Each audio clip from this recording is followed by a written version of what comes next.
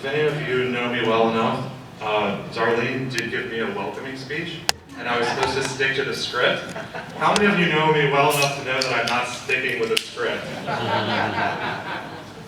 So I'm doing my best, Darlene. Did I start off well so far? Good evening. My name is Pete Seeley. I'm the president of the Hockessin Historical Society. It is an honor and a joy to welcome everyone here to our 5th annual Hockessin Juneteenth event, hosted by the Hockessin Historical Society. Today we gather not only to commemorate freedom, but to celebrate the strength and unity that have carried generations forward. Special thanks to the Newcastle County and the Hockessin Fire Company for their generous financial support of this event. It's really, really great to have the support of the Newcastle County Council for this event every year. This is our 5th event, so to have that support year after year really means a lot. And we've been having this event for longer than it's been officially recognized nationally as that important of an event. So it's really a great thing for our community. So let us begin with the Pledge of Allegiance.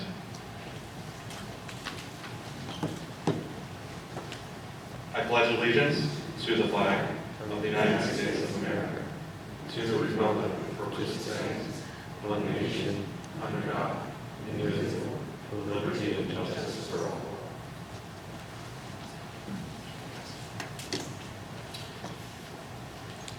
I would like to welcome County Councilwoman Janet Kilpatrick to present our Juneteenth proclamation.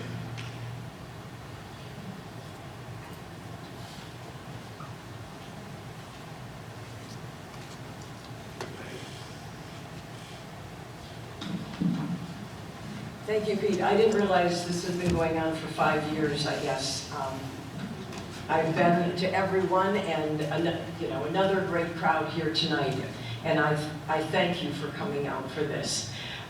We have a resolution that will be passed in council. It's Resolution 25092, Proclamation in honor of Juneteenth.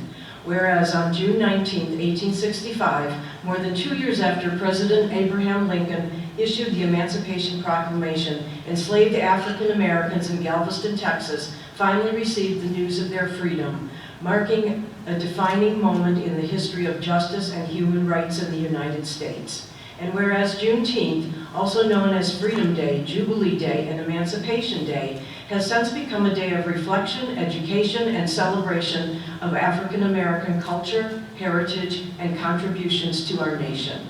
And whereas the observance of Juneteenth serves as a reminder of our shared history and struggles for equality and the ongoing work to build a society rooted in justice, opportunity, and unity for all. And whereas we honor the resilience, strength, and achievements of African Americans, past and present, those immeasurable contributions have enriched the fabric of our communities and of our country. Whereas Juneteenth was signed into law as a federal holiday in 2021 by President Joseph R. Biden, and whereas Juneteenth is celebrated across Newcastle County, and Newcastle County Council commends the Hockessin Historic Society for their contributions to the community and their unwavering commitment to promoting the history, culture, and values associated with Juneteenth. And whereas Newcastle County encourages all citizens to join in honoring this historic occasion through education, reflection, and celebration, now therefore be it resolved by and for the County Council of Newcastle County that County Council hereby recognizes the Hockessin Historical Society and joins with them in celebrating Juneteenth 2025.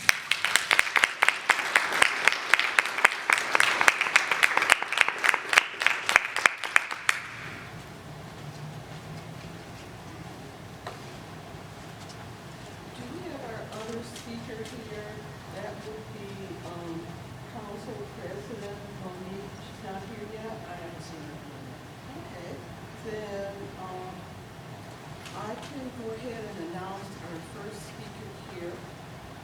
Okay. And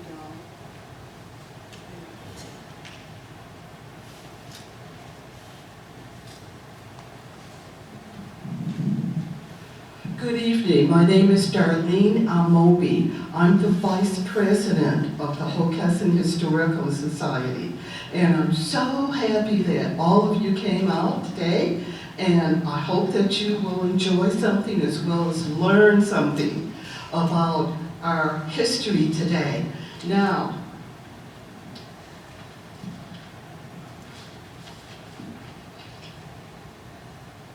we have two speakers, and this is one of the first times, I think last year we had 3 speakers. This time we are just very happy to have 2 scholarly historians to speak to us, as well as 1 reenactor. And we're going to have our first speaker now. Her name is Dr. Cheryl Gooch. I won't spend a lot of time telling you about Dr. Gooch because I think most of you received a brochure when you came in the back, and in that brochure it has a nice bio about Cheryl. So I want you to welcome our first speaker here. It's Dr. Cheryl Gooch.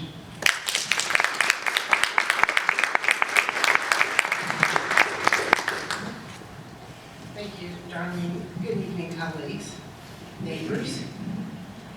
Full disclosure, my name is Cheryl Gooch. I am an enthusiastic resident of Wilmington, Delaware. I live on the beautiful Brandywine, and I'm also an emancipationist.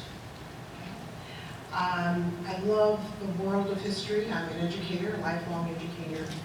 And something that I've noticed during my recent internet searches about Juneteenth, whenever I go to pull some information, particularly historical photographs, mostly open source Library of Congress photographs of traditional Emancipation Day celebrations, Juneteenth comes up. So I think it's important that we, as Americans, as Delawareans and others from the upper or lower colony, understand the genesis of Juneteenth, which is really the Emancipation Proclamation. So let's get started with this. In 1962, Dr. Martin Luther King made a tremendous speech for the New York Civil War Centennial Commission's Emancipation Proclamation observance, right? So that was 1962, the state of New York, Civil War Centennial Commission's Emancipation Proclamation. He said, if our nation had done nothing more in its whole history than to create just 2 documents, its contribution to civilization would be imperishable. Those 2 documents, the Declaration of Independence and the Emancipation Proclamation. Think emancipation.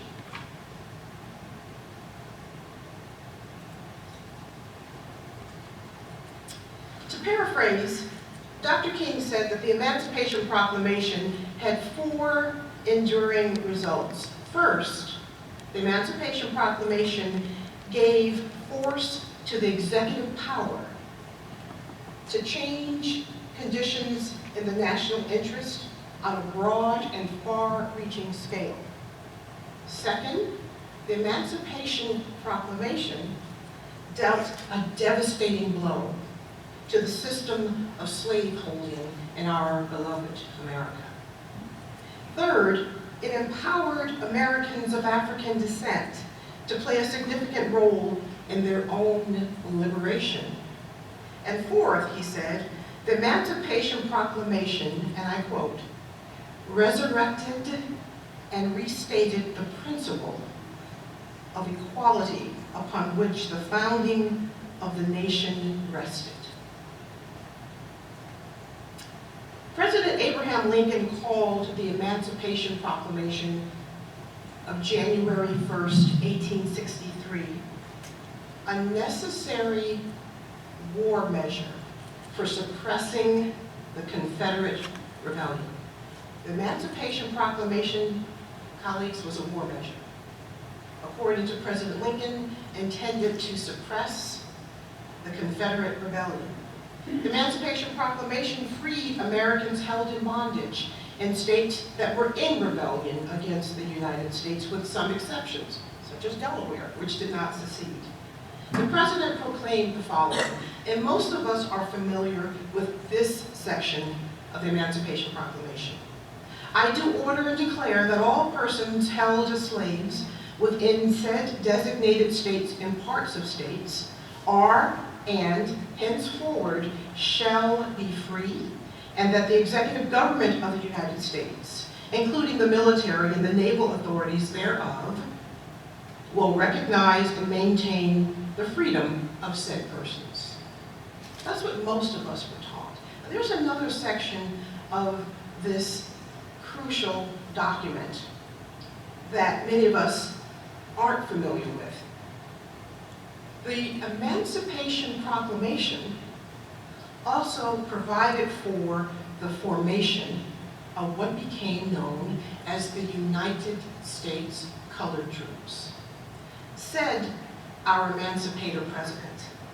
And I further declare and make known that such persons of suitable condition will be received into the armed service of the United States to garrison forts, positions, stations, and other places, and to man vessels of all sorts in said service. Shortly thereafter, General Order Number 143 established the Bureau of Colored Troops, and more than 200 men enlisted, including hundreds from here in Delaware and neighboring Pennsylvania. I'll introduce you to one of them, who's quite fascinating.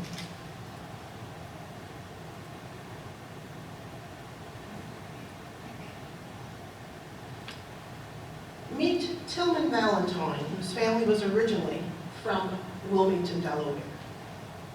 Before and after the War Department issued the order establishing the Bureau of Colored Troops to recruit and train black soldiers, men of Delaware and others took decisive actions to enlist, like Mr. Valentine. Handsome fellow, wasn't he? Is it? Oops, sorry. That's not him. I didn't mean to advance, pardon me. Did that advance itself, or did I touch it? It advanced? Oh, okay, all right, well, it's probably the same, sorry about that. But anyway, let me tell you about Tillman Valentine. He enlisted in the 3rd Regiment of the United States Colored Troops, which trained at Camp William Penn and nearby Cheltenham. After he enlisted, he walked into the local newspaper office, the Village Record newspaper in Westchester, and handed over a poem which he had authored. And the newspaper published it, and it was fascinating to see this in the archives at the Chester County History Center. On June 30th, 1863, in part, this is what his poem said. Farewell, dear friends, we leave you now. We are going to a country far. We are going to meet the rebels and face the bloody war. And if we never return again, may God protect you here. Remember that we fought and fell for the country we hold dear. The day has come, the call is made. Get ready for the war. The men's gone out and rolled for draft. They want some thousands more. We believe the day has come that slavery's brutal chain shall be broken down and man shall stand with man. So men like Tillman Valentine understood the assignment. The Emancipation Proclamation was a clarion call to defend, reunify our beloved country, and liberate more than 4 million Americans who were held in bondage. Okay? He understood the assignment. An equally interesting fellow, and if you don't know about him, you may want to look him up, was Sergeant Major Christian Fleetwood, who was a Medal of Honor recipient, which we know is our country's highest honor for valor in warfare.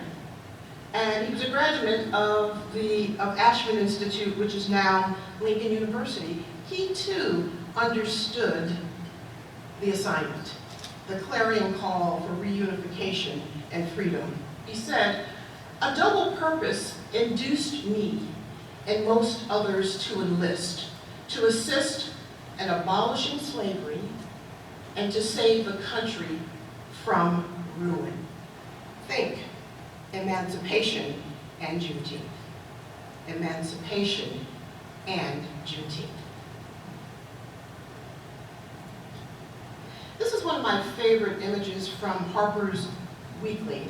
It was published, I believe, in November of 1864, and it captures these United States colored troops with other members of the Union Army liberating people from slavery. So these men enlisted in their combat roles, transformed them into agents of emancipation. And a number of the members of colored troops regiments were out in Galveston, Texas 2 years later when the proclamation was read publicly. So think emancipation and Juneteenth. Washington, D.C., this is another exciting illustration of Emancipation Day. One of the earliest emancipation celebrations was celebrated in Washington, D.C.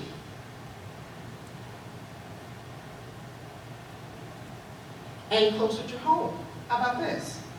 The third grand celebration of the Emancipation Proclamation was celebrated on January 1st in 1866 in Wilmington. That's interesting. In 1866, they celebrated the third annual Emancipation Day.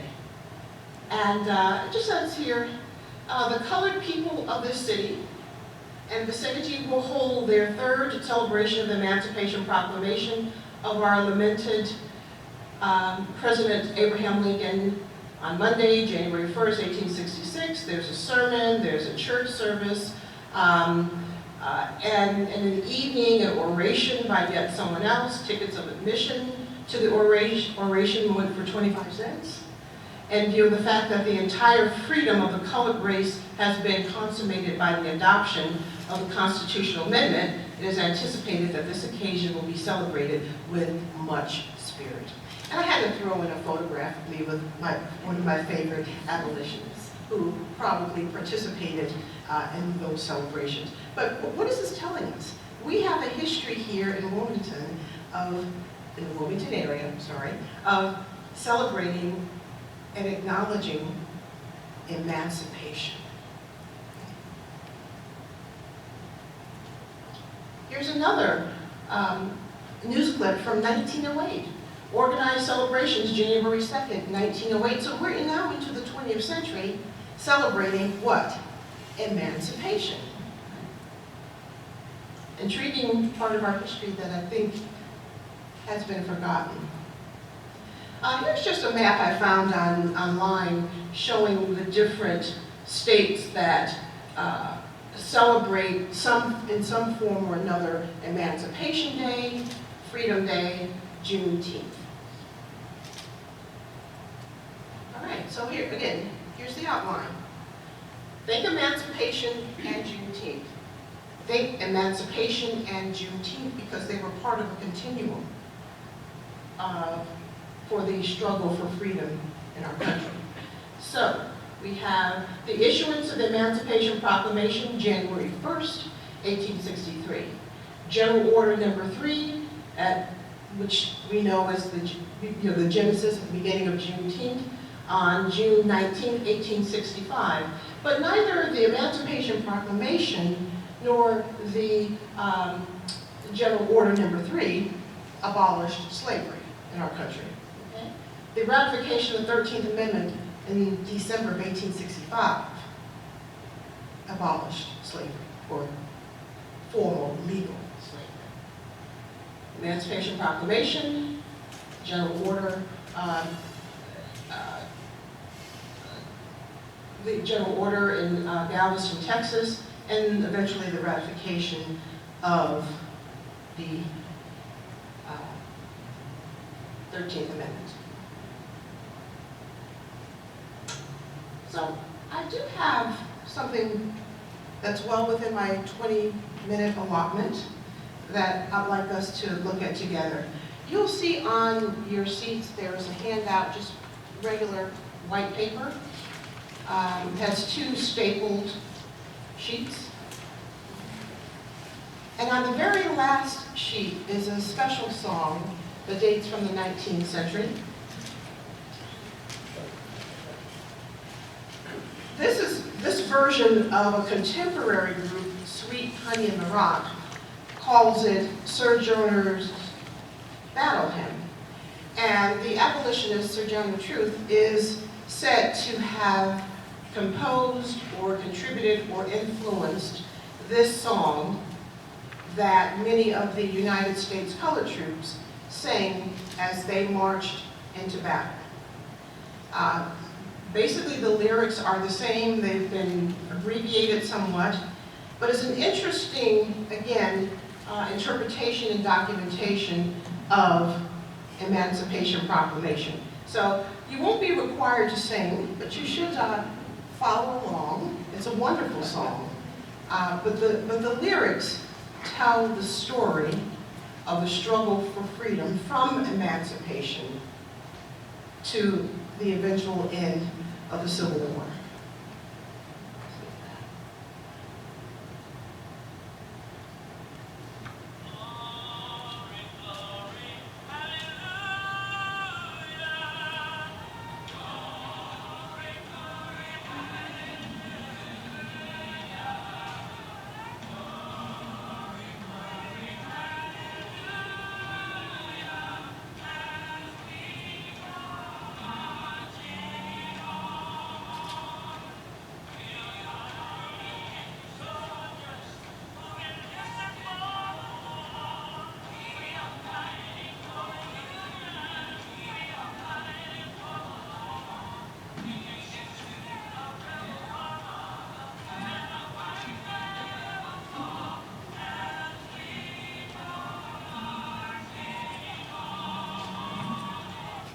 So it's interesting, it sounds familiar, right? The Battle Hymn of the Republic.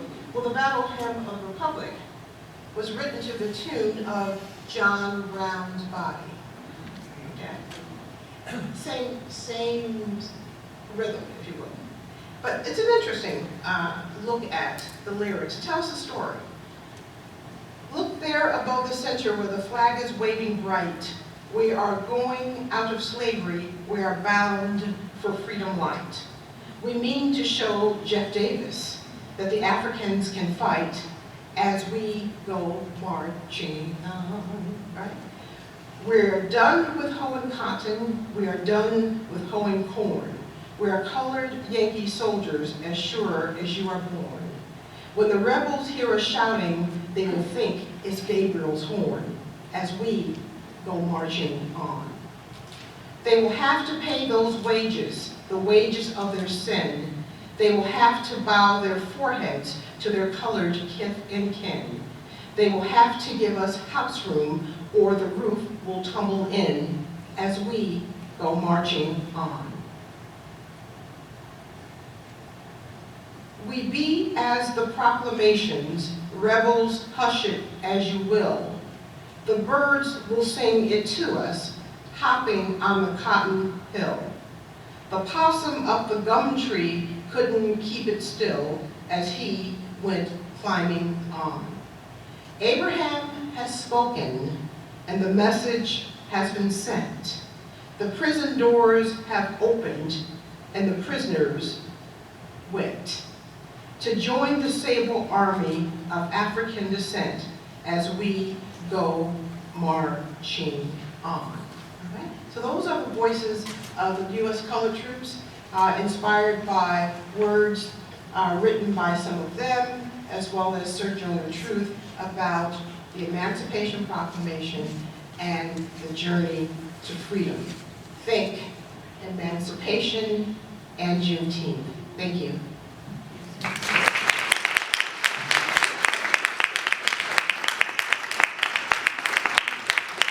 I'll be here later if there are questions. Do we have any questions? Okay, we have. Yes, sir. A question. So you said that the proclamation covered those that were in bondage. Held in bondage in states in rebellion, with some exceptions.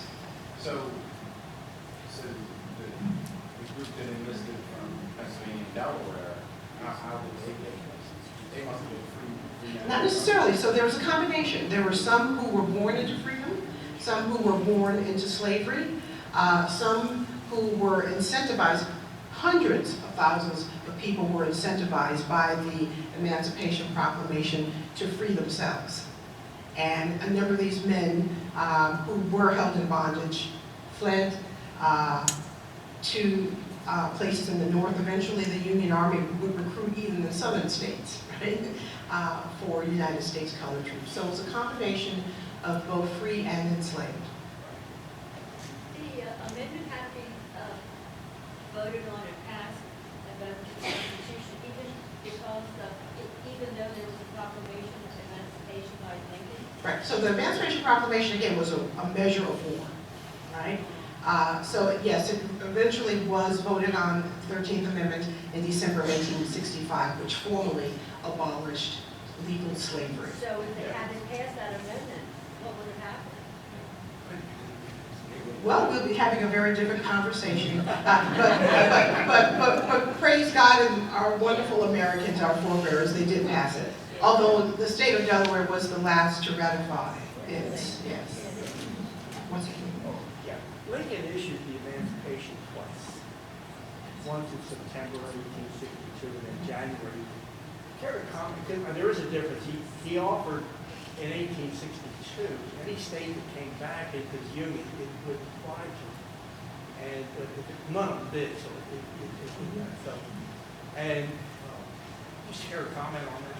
I have two questions, but that's one. Okay, well, again, you know, there were political considerations. He was hoping that he really wanted to take all possible measures to keep our country unified.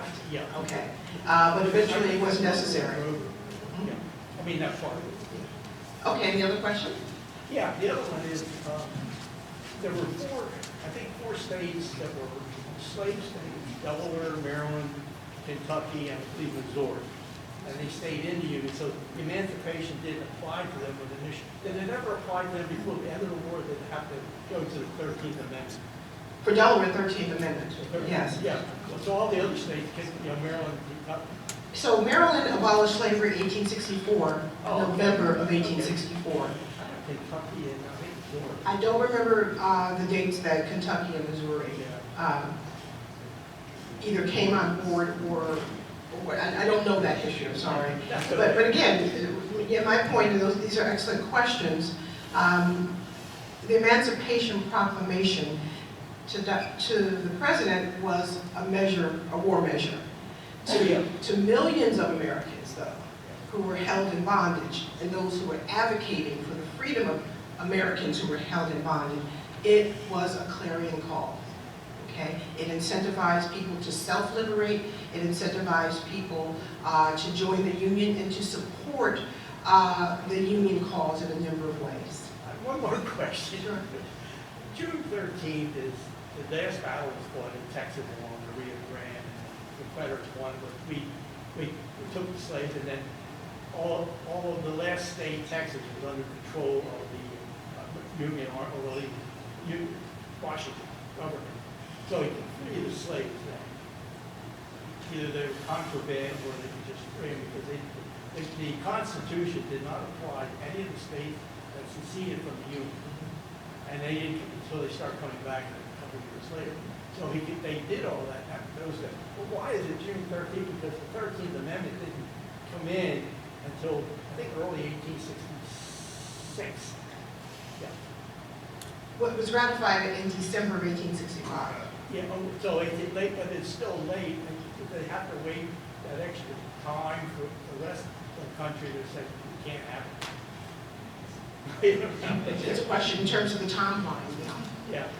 Very fascinating that, there's some aspects of our history, particularly regarding the Civil War, that we continue to explore and gain more complex understanding about. Yes, Professor? There's another historian in the room, watch out.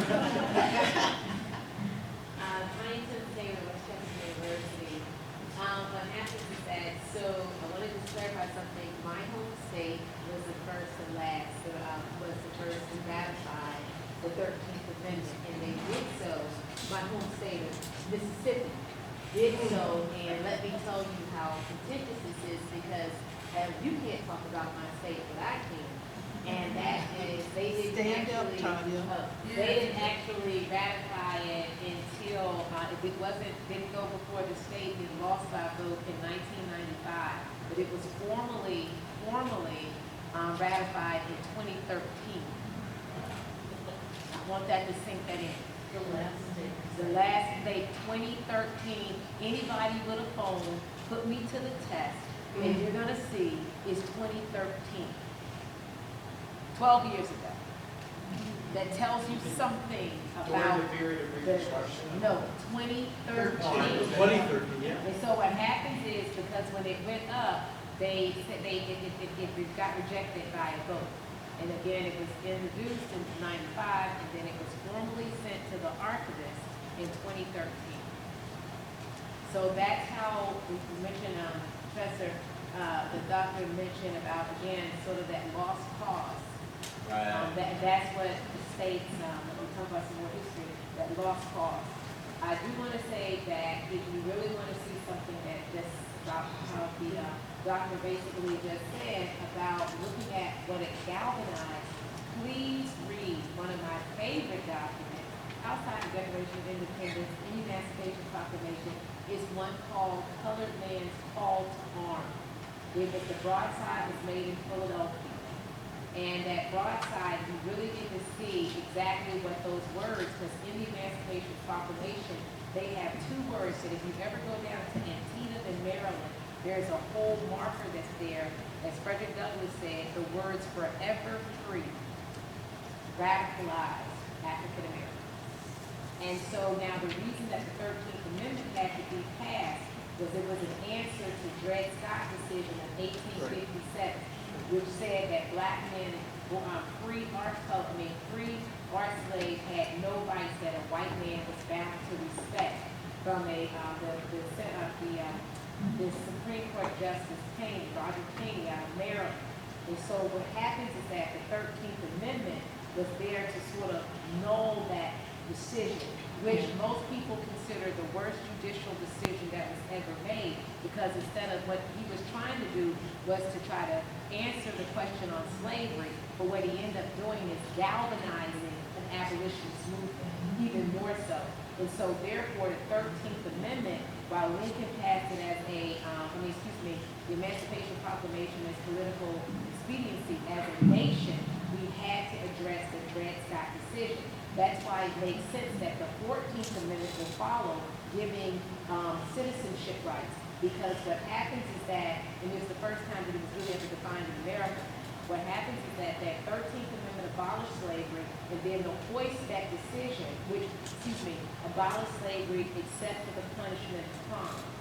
That's a whole mass incarceration conversation we have now. But the 14th Amendment was something to underscore, to give blacks basically citizenship rights. And so therefore, when you think about 13th and 14th Amendment, you have to go back to Dred Scott. Because what the federal government was trying to do was null and void that Supreme Court decision and that checks and balances. I'm going to sit down now, but I hope that. But thank you for the clarification. Does someone else back here have a question? I thought I saw a hand. Okay. Again, think emancipation, exclamation point, and Juneteenth. Thank you.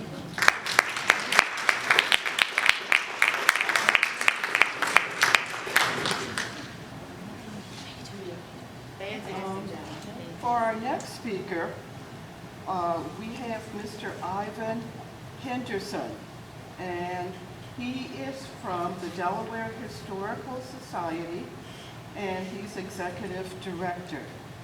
He's going to tell us what he's going to talk about. Go ahead, Mr. Henderson.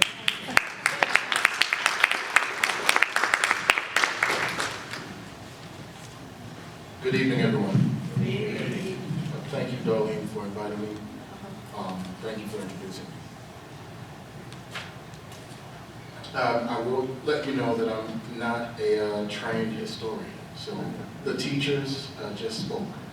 I'll try not to cross. I wish I could have heard all your remarks, so I can go through and edit a few of my lines. I have worked in museums and in cultural institutions for 20 years. More than that, I had hair when I started. And it was all black, I promise. And I've been working as an educator in interpretation spaces, in public history spaces, and our big thing that I grew up learning in museums is that we want to activate information. We want people to move to historic spaces. We want people to feel energized and motivated as they go and search for answers to some of the most burning questions about the world as we know it and the world as it has been.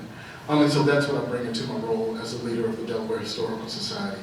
I try to create a platform, sweep up the workshop floors, and make sure we can fund opportunities to amplify voices like you just heard.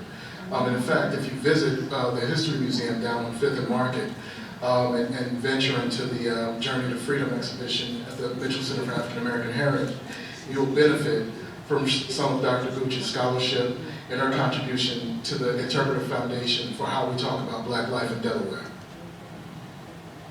But I started my life in museums at the African American Museum in Philadelphia, again, more than 20 years ago. And I stumbled in off the streets. I was actually working at a publishing company. I'm a Harvard graduate with an English degree. I came to UPenn to study language and education and go to graduate education. I got a job at a publishing company, and then people stopped printing stuff. And so I had to find a way to make a living and to engage with communities. Long backstory. One of the things I did through my publishing company was work in community through public schools in an intergenerational program called the Young Publishers Program. We would teach folks who thought that they could read and write and folks who believed that they couldn't. Folks who thought they could illustrate a story and those who thought that they couldn't. Those who thought that they could work together and those who believed that they couldn't. And we group authored and illustrated stories and books that reflected community narratives, some of their grandparents' best stories, some of the young folks' wildest imaginations. And one of the places I facilitated such a workshop was in the auditorium of the African American Museum in Philadelphia. And so, you know, I get goosebumps when certain things happen to me in my work life. If I feel like I'm doing the right thing, it's touching a chord in me and I believe we're impacting the folks we're trying to engage. It's goosebumps, right? So there's nothing else to say about it. You know what you're doing and so you keep moving. That was the first time I felt that in a museum, at the African American Museum in Philadelphia. So when I unfortunately found myself laid off from a publishing company, I knew where to crawl and ask for a job. 10 hours a week, 15 hours a week, educator, head of education, vice president, executive director. That's my 20 years in a nutshell, but I want you to know where I came from. The name of this talk is Owning the Moment, Black Agency and the Commodification of Juneteenth. I don't want to try to correct or touch on or even double on any of the facts around Juneteenth, around the legal backdrop. I want to talk about the practice and especially how it's changed since 2021 when it became a federal holiday. And way more folks knew about it than I ever experienced growing up. So we gather not only to commemorate a holiday, but to interrogate it, to build a space for both joy and discomfort, to ask critical questions about who owns the moment and who profits from it. Juneteenth, as many of you know, I think you've heard, marks June 19th, the last day enslaved people in the U.S. were informed of their freedom in Texas. Much more complicated than that. That was more than 2 years after the Emancipation Proclamation. I heard you hear that, I know you know that. Juneteenth is a celebration of freedom, but it's also a reminder of delay, of systemic neglect, and the resilience it took for Black communities to chain liberation on their own terms, to claim liberation. But what happens when that liberation becomes a logo? Since Juneteenth became a federal holiday in 2021, we've witnessed a rush of corporate branding, t-shirts, party favors, even ice cream. Much of it produced without Black involvement and with little understanding of the holiday's meaning. So today, we're going to examine the creative economy built around Juneteenth before and after federal recognition and ask, is this visibility or is it erasure? How do we preserve Black agency amid commodification? So Juneteenth was born from Black resistance, not federal decree. In the years after emancipation, newly freed people in Texas began organizing community events, cookouts, parades, music, readings of the Emancipation Proclamation. And these weren't just celebrations, they were acts of reclamation and revival, often called Jubilee. Black communities raised funds to buy land for Emancipation Day gatherings. These freedom grounds, or emancipation parks, became vital spaces of autonomy, away from white control. That in itself was a radical form of agency. What emerged was an early creative economy. Dressmakers, caterers, the first caterers in the country were African Americans in the Philadelphia area. Poets, orators, and musicians helped make Juneteenth both a political and economic institution. Now this wasn't just a day off. It was a day on, a stage for creativity, entrepreneurship, and collective identity. Collective identity. In a society that excluded Black people from mainstream commerce, these events became microcosms of possibility, economically and spiritually. Juneteenth celebrations, even under Jim Crow, persisted. Black families continued to gather, perform, sell, create, and remember. The market that emerged was not one of many of mass production. It was local, it was intimate, and it was deeply communal. That was the original Juneteenth economy, and it was ours. This kind of Black cultural production didn't only happen in Texas. Just look at the August Quarterly celebration right here in Wilmington, Delaware. Founded in 1814 by formerly enslaved Reverend Peter Spencer, the August Quarterly, or the Big Quarterly, was originally a religious revival and celebration of Black independence from white-controlled churches. For over 200 years, this gathering has remained under the stewardship of Mother African Union Church, the church Peter Spencer founded here in Wilmington. Now the festival has evolved, right? The venues, the funding sources, the partners have changed with time, but the organizing call and the spiritual and cultural authority behind it has stayed firmly within Black institutional hands. So each year, the community answers the call to gather in ways that honor the original version, even as logistics and partnerships modernize. In this way, the August Quarterly is a shining example of how Black cultural traditions can grow without being given away, how they can adapt to new economies without surrendering their core. So when we talk about Juneteenth, we have to ask, how do we protect that kind of cultural integrity in the face of commercialization in a capitalist democracy? Now, for most of the 20th century, Juneteenth remained largely regional, especially within Texas and the South. Yet, Black communities across the country kept it alive, often outside of the gaze of mainstream media and official recognition. By the late 20th and early 21st centuries, a growing cultural renaissance emerged, driven by Black artists, teachers, writers, and activists, and historians. Juneteenth became a site of organizing, protest, art, and historical education. And in the wake of the police murders of George Floyd, Breonna Taylor, and others, the movement to nationally recognize Juneteenth took on a whole new urgency. So let's be clear. Federal recognition in 2021 did not come from above. It came from below. It was not granted out of generosity.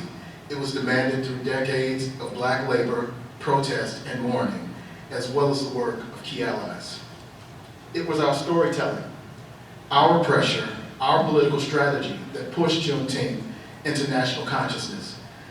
But with recognition came a new problem, one we see far too often in American history, the co-opting of Black culture without the transfer of the power of profit. Now, I want to take a moment here to speak not just as a cultural critic, and you see me sweating bullets up here, but as someone who has been in the room, someone who's tried to bridge the gap between institutions and communities, someone who's felt both the pride of cultural innovation and the heartbreak of misinterpretation. In my role of Vice President of Programming at the African American Museum in Philadelphia several years ago, I had long been exploring how we might meaningfully link Juneteenth and the 4th of July. Been thinking about it since 2018, 2017.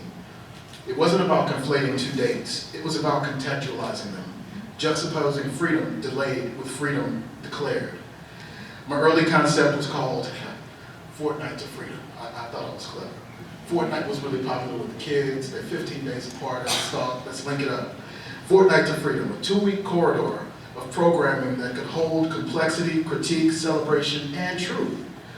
That idea eventually grew into a citywide partnership with Visit Philly and the Welcome America Festival, the largest July 4th festival in the country. We landed on the theme of freedom-liberty. We created a graphic, freedom to liberty. And the hyphen between those two words can be read, of course, in multiple ways.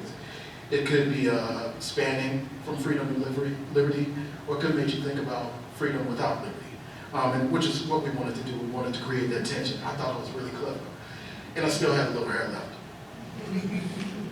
Our goal was bold but clear, to use this moment of national visibility to elevate Black voices, connect institutions large and small, and offer thought-provoking and joyful programming for a diverse public. I was immensely proud of what we created. It was strategic, it was inclusive, and it was creatively rich. Then the whispers began. Trusted contacts in the community reached out. Some asked quietly, others were more direct. I had sold Juneteenth to white people. Me, they said. At first I was horrified, then ashamed. My proudest professional moment was spiraling into a PR nightmare for my institution, and a crisis of identity for me, and disappointment in people I respected. From people I respected. I understand now that the establishment of Juneteenth as a federal holiday would have changed the landscape, right? With or without my involvement. But in that moment, I felt exposed. I felt mischaracterized and perhaps most painfully misunderstood by the very people I thought I was working for and with. This is what it means to do cultural work in the public eye. The stakes are high, the narratives are fragile, the outcomes are not always ours to control. But I share this with you not as a cautionary tale, but as a call for grace, accountability, and dialogue, and I have taken accountability. Progress is messy, celebration is political, and when institutions enter sacred spaces, they must do so with deep listening, transparent partnerships, and shared power. I still believe in the work we did, but I now know that belief isn't enough. It must be paired with ongoing community investment before, during, and after the fireworks fade. So since 2021, and I've looked this up, you can look up articles on Axios, although it hasn't been extracted and studied specifically, we're learning that Juneteenth is having a huge effect on economies in cities, especially those with tourism goals and heads and beds. Juneteenth has seen a corporate gold rush, branded napkins, watermelon-themed ice cream, hashtags, TV specials, and public events, many planned without Black leadership or cultural accountability. And the most painful part, the people who carried Juneteenth through the decades, elders, community historians, local organizers, were often left out of the planning and the payouts. The clear example of this tension played out in Philadelphia. When Philadelphia's July 4th celebration, my bright idea, was extended to include Juneteenth, creating that 2-week festival. The programming theme was a conceptual breakthrough, but the rollout sparked heavy backlash. Several community members who had organized local Juneteenth events for years felt excluded from the development of this expanded celebration. Some said they weren't consulted. Others noted that despite the influx of funds, few dollars flowed to grassroots groups. Who are they hiring to do the lighting at the festival? Who's the sound technician? Who is the person who's sourcing the artists? Who's creating the raw materials for us to build Juneteenth? Those questions weren't answered adequately before. Several community members felt excluded. They said they weren't consulted. Others noted that despite the influx of funds, few dollars flowed to grassroots groups. For them, it felt like the city, as well as my trusted institution, had taken Juneteenth public, an IPO, but not equitably. That is a pattern we've seen before, right? Black creativity lays the groundwork, then institutions sweep in selectively and reap the rewards. It's cultural capital without cultural redistribution. So we must ask who's benefiting from Juneteenth now? Whose voices are centered in the storytelling? And whose are edited out? Where are the contracts going? Where is the money flowing? Now, this is not just about recognition, it's about repair, return, and reinvestment. I promise I'm almost done. I believe Juneteenth can be a model, not just a warning. We have the opportunity to build a new kind of a creative economy, one where Black artists, planners, vendors, scholars, and spiritual leaders are not just invited to participate, but empowered to lead. What if profits from Juneteenth benefited the descendants of enslaved Africans across the board? This means supporting Black-owned businesses, funding oral histories, respecting the intellectual property of culture bearers, and perhaps, most importantly, investing in the infrastructure of Black cultural stewardship. Let's not confuse access with ownership. Let's ensure that Juneteenth doesn't become another moment marked by others, but a movement maintained by us. So Juneteenth is a living thing. It is memory, music, and motion. It is Black freedom fought for, not given. And while holidays can be legislated, meaning cannot.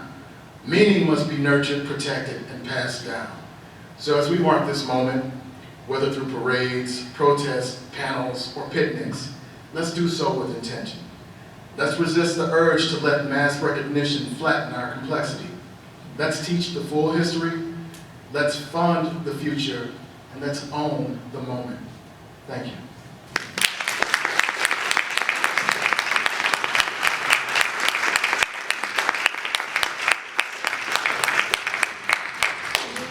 Do you have any questions for Ivan?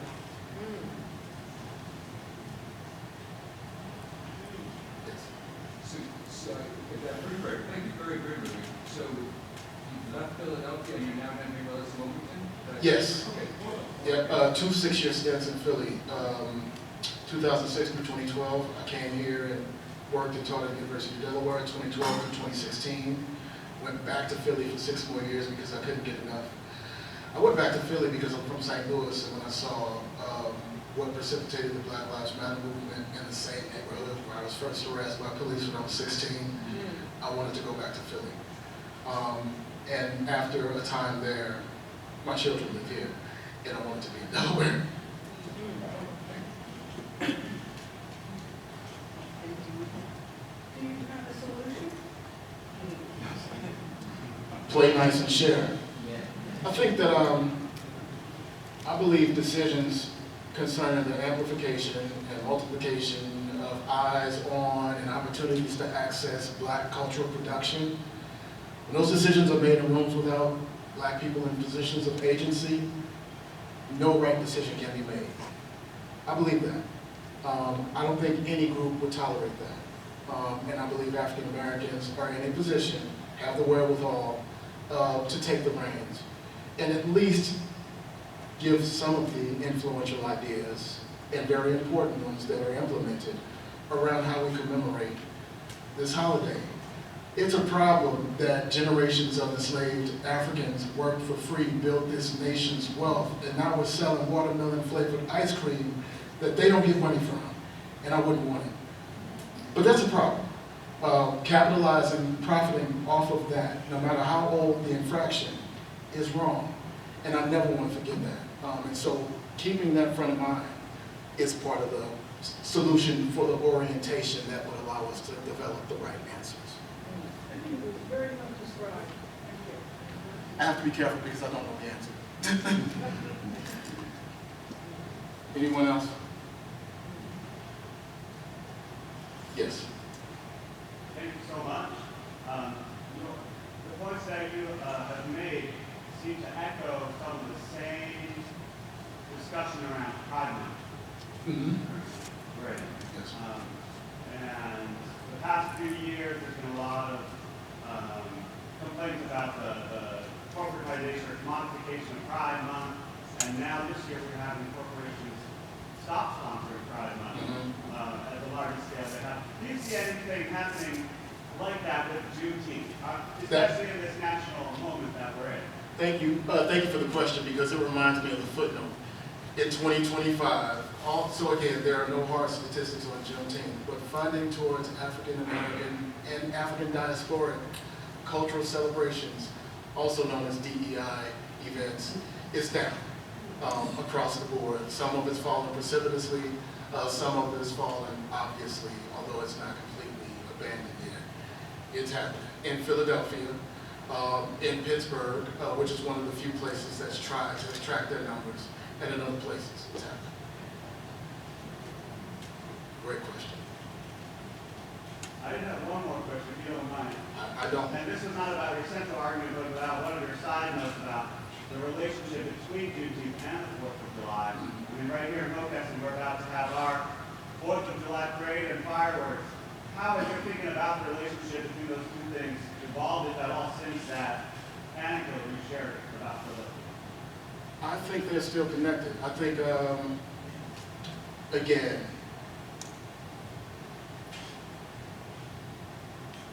I believed I cooked up a good idea, and I was in the workshop in the lab. I was a young museum guy. I wanted to impress my boss. I wanted to make good noise.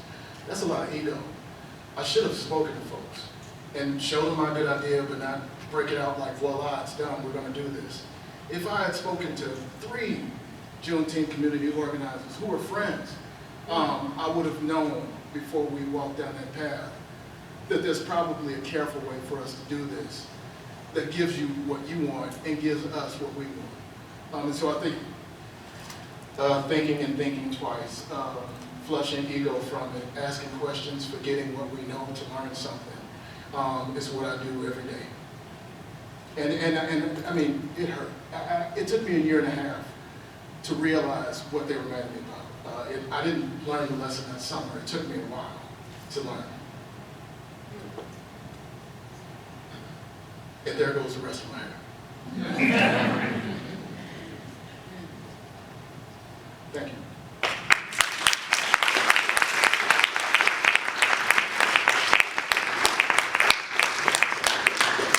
We are very fortunate to have the council president, Monique William John, to come up and give us a couple brief remarks.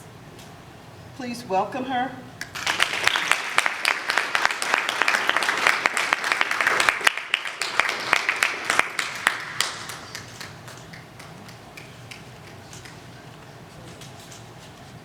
Thank you so much.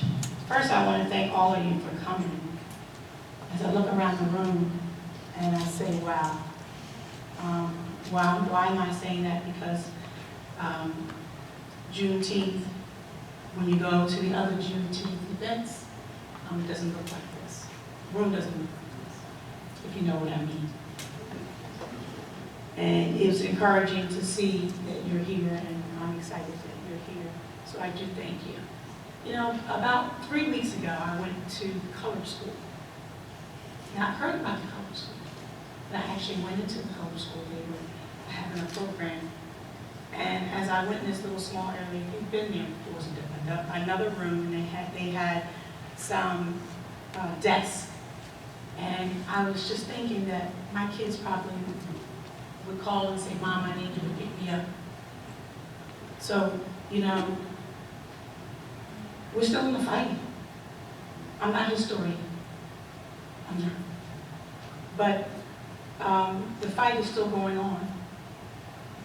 And as I'm sitting here listening to the historians speak and talk about things that my father and my grandfather and grandmother would talk about, and my great-grandfather, it makes me want to continue fighting. And, you know, although on the Juneteenth month in June, we have parades and, you know, we gather, but we need to see more young people in these environments.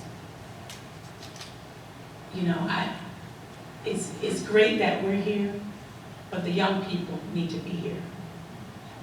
They need to know, they need to be educated, because they're still dealing with some of the issues. As I have 3 kids in college at the same time, and they're all home now for the summer. And I sent, well, of course, my son wanted to eat more than 1 egg, and I had to tell him no, you know, just 1 egg. And he kind of got really, looked at me funny, like, Mom, why? And I said, okay, I'm going to show you why. So I waited about a week, and I sent him to the grocery store. He calls and said, Mom, these eggs are, I said, well, you want to eat 3 or 4 eggs. The fight is still going on. And we that know and experience some of this trauma, but some folks, you know, experience trauma, that it's important for us to remember. So Juneteenth is more than just a date on the calendar. It's a testament of the strength, resilience, and the triumphs of the people who were once bound but never broken. It marks the delayed but powerful announcement of the freedom of Galveston. As you know, I was telling my friend on the way here that, you know, there's still 2 gentlemen, as we already know, that are still loose. You know, they haven't been found yet. And I don't know what they've done, but some of us are experiencing that, and we're not necessarily behind those bars. So many of us are suffering in silence. So Juneteenth is a time that I tell my kids, you know, this is the time to remember that Mom is just not going to work and, you know, going to the senior center and doing the things that I love to do just because I need to buy more eggs.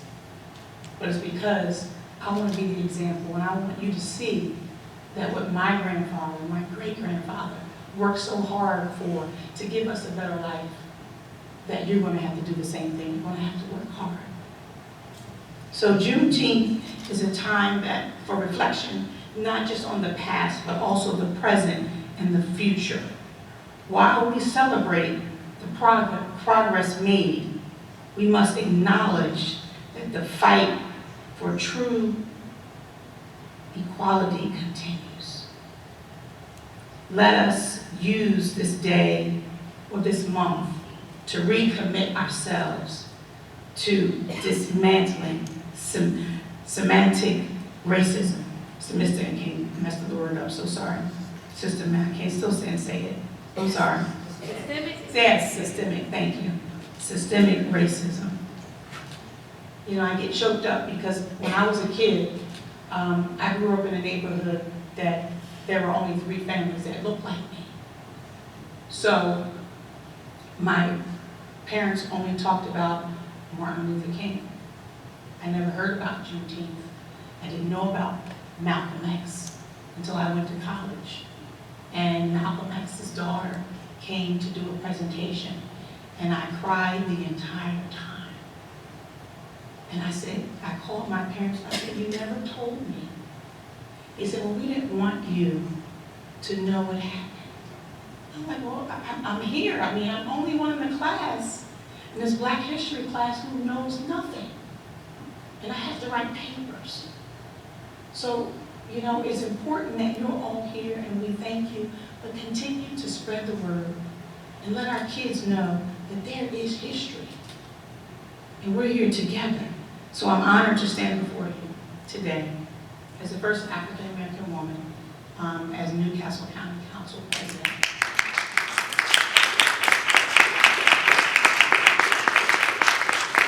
And I just look at myself as a servant, and I look at, the doors that open, the things that I know that I'm supposed to do, that I'm just going to do it. So I thank you so much, and, continue. We have another week and a half to celebrate. So wear some fresh colors and, get some green and different colored candles, and just celebrate. Because this is the time right now that we're going through in society, that we just need more love. We need, more smiles, because the things that we're going through as a country, as we've never seen before, and we just have to work together. All right? So thank you so much. Thank you.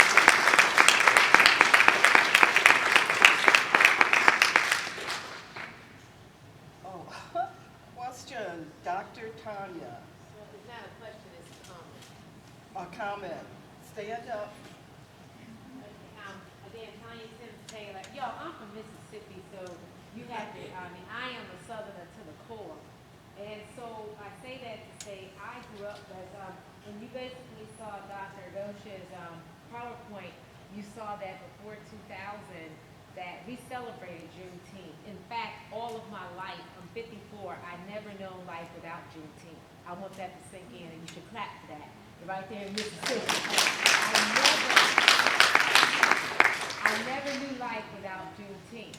Now, at one of the celebrations that we have, so we actually learned that Juneteenth is commemoration of the event, but also celebration to who we are.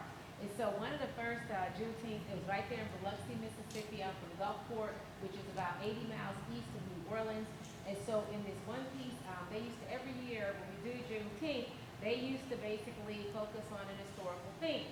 And so the Juneteenth that really, all of them stood out to me, but the one that really I was like, and I'm going to be speaking at the Constitutional Center on Saturday, but then also 2 weeks later, and I've spoken there 4 times about, these subject matters about like what to the slaves, from July, and the like sort. But let me just tell you, so one of the things for the black cowboy, right now because of Beyonce, people are having a conversation about black cowboys in the history, right? But I'm 54, so this lets you know that this was back in the early 80s, right? So what happens is they had a theme about black cowboys. And then what happens is, so then that's when you get to know about Buffalo Soldiers and the Civil War and the like sort. Got it? Okay, but really the one thing that stood out is that they started talking about the Kentucky Derby. And so then that was interesting, that was different.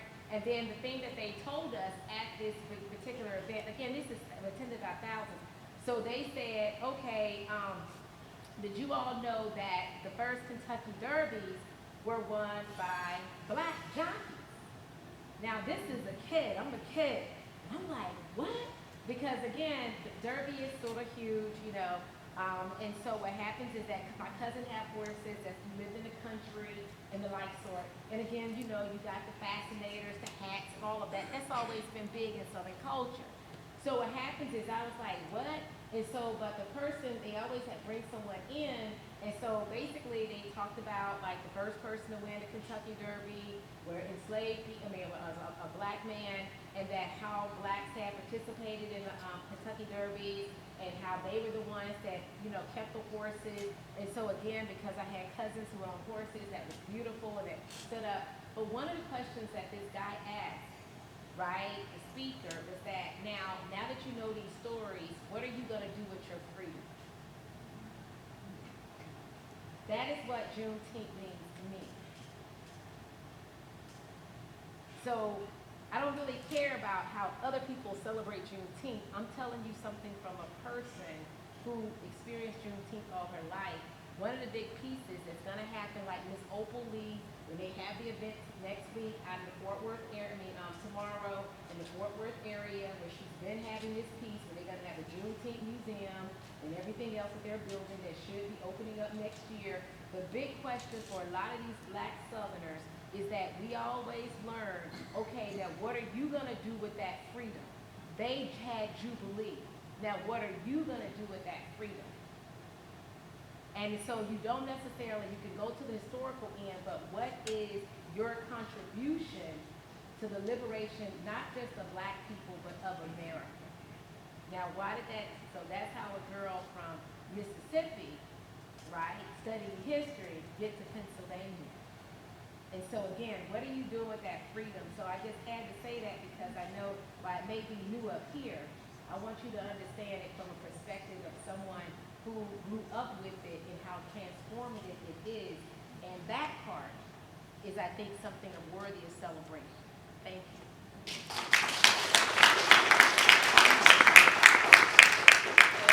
It's always such a delight to have Dr. Tanya Taylor visit us. She's at Westchester University. Now, the next person that's going to speak is Sonny Knott. He's from Hockessin. I'm going to let him stand up and tell you about some of the things he has been through with the 107C Colored School. Sonny?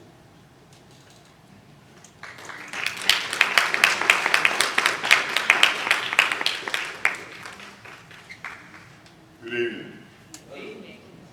I won't be long. Because some of you are like me, I think your recliner is calling you. I was born in Washington, D.C. My parents, in 1937, decided to move to Delaware. They didn't discuss it with me. They just decided to get in the car and off we go. So we came here in Hockessin. And that was my beginning of my career at the 107C Colored School. Those of you who made it right now on Mill Creek Road. If you know where our senior's dirt business is on the corner of the Mushroom House, or just across the railroad track, that little brown house, that's where I was raised up. So it wasn't no problem for my mother to walk to school. People often have asked me, how did you come up with a one-room school with 6 grades and 1 teacher, Mrs. Bojown? Back then, discipline was a little different than what it is now. Excuse me. Because when my mother came to school for something I'd done, she didn't come looking for a teacher. She didn't come looking for me. And when my mother walked through that door, she kind of walked sideways when she got mad. When she come through that door, I would say, Lord, if you want me to live, you better freeze her before she gets to me. Because she told me what to do and not to do. The school was, like I said, 1 room, has 6 grades. It was 6 rows of seats. Each row was a grade. Started here, when you got over here, you graduated, and that's when you went to Howard High School in Wilmington, Howard Career Center now. But at that time, it was the only high school in the entire state of Delaware for colored kids. They said, well, you know, how did it go? The walls were lined with blackboards. And we read from a book. Some of it, how the teacher, all of it. Some of it was on the blackboard, some of it was reading from the book, and some of it was doing competition. She kept us busy. And she was smarter than us. She put her desk in the back of the room. You know, back then you didn't turn your head. So you never knew where she was until you felt her hand in the back of your head. Oh, there she is. But she had strong discipline. And we would read from the book, stand up, and she may give you page 4 and 5 to read. I would read page 4, but I'm a brilliant kid. And I turned to page 5, it might not be there. Because you see, we never got new books. We got the old books from the white school up on the hill. Half the pages was gone sometimes, We would get half a piece of chalk to write on the board, a half a pencil. Didn't have a race on it, but this is what we endured. And that's why that school down there is so important to us. It is our history. We were so afraid with the way things are going down. There's 5 acres of land down there. They're going to tear it down. They're going to put some more houses like they're doing all over Hockessin. But I won't keep you very. I could stay here and talk to you all evening about the 107C. I invite you to come down. They've turned it into an exhibit place now. Our pictures on the wall. My pictures are right there. On the wall. Because when they were putting it together, the committee asked us, well, you know, Sonny said, we need some pictures. Can you bring some pictures? I said, man, you know how old I am? They didn't even have cameras when I came along. I'm 95 years old, and God has blessed me, and I hope He bless each and every one of you.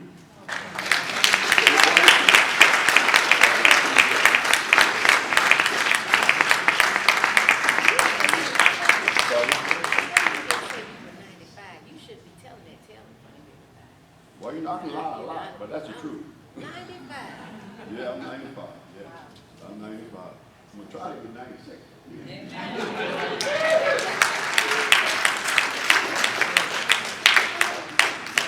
have a very special guest. He is a reenactor, and he's going to be coming up next. Oh, I think I'll see him now. The red got the brothers of the line! The red coats! I said, who are you? Who's in charge here? You are.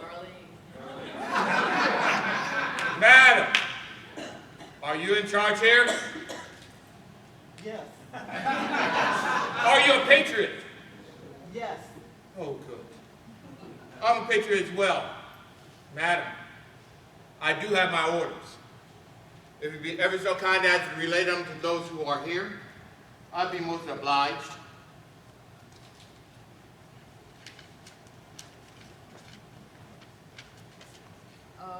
March 10th, 1777, by the authority of the Continental Congress, let it be known that Edward Ned Hector has been assigned to the 3rd Pennsylvania Artillery Company, from which he is ordered to report to Colonel Proctor's regiment in Brandywine, Pennsylvania, for the defense of Philadelphia.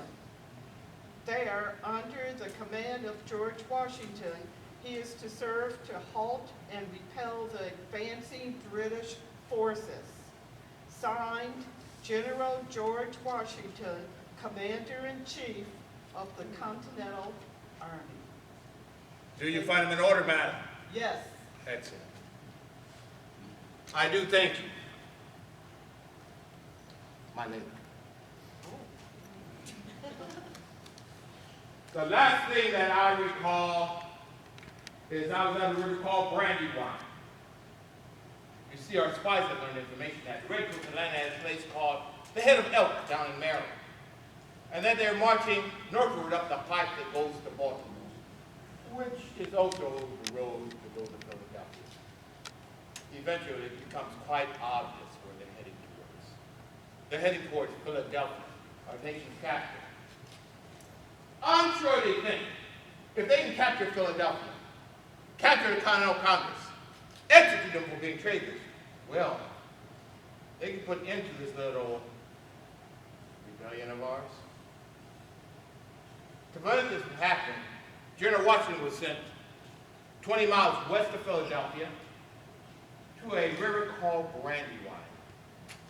His plan is very simple.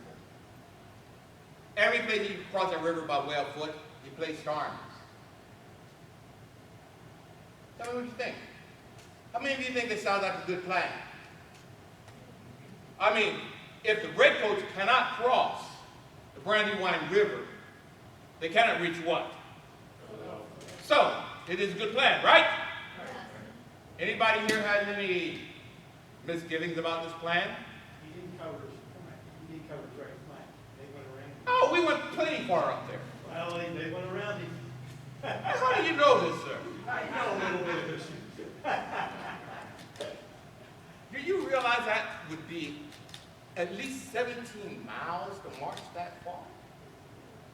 Came in on his flank, and that's what lost the battle for him.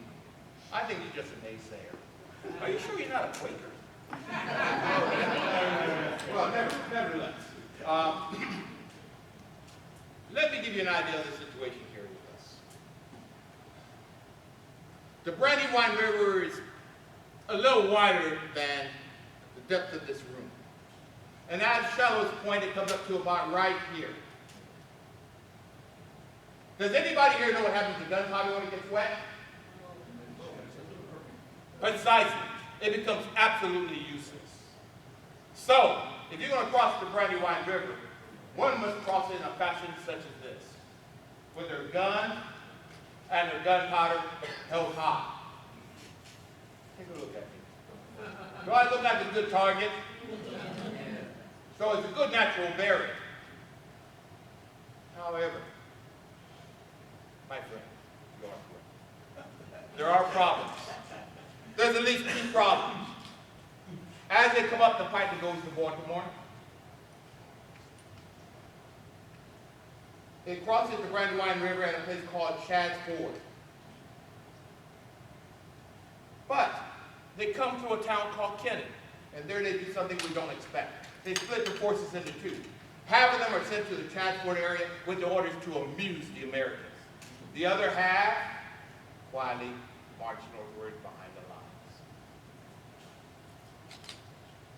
Why, you ponder? Why indeed? You see, they know something we do not. They know if you go up the Brandywine River about 5 or 6 miles, after it diverges, there are 2 places the river can be crossed. We have no idea that those 2 places exist. And so, they march up, they march over, and they march behind our right flank.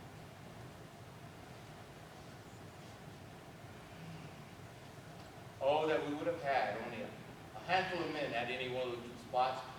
We could have delayed the British long enough that we could route reinforcements. And maybe, just maybe the outcome of this battle might have been quite different. But at last, that's not how it played out.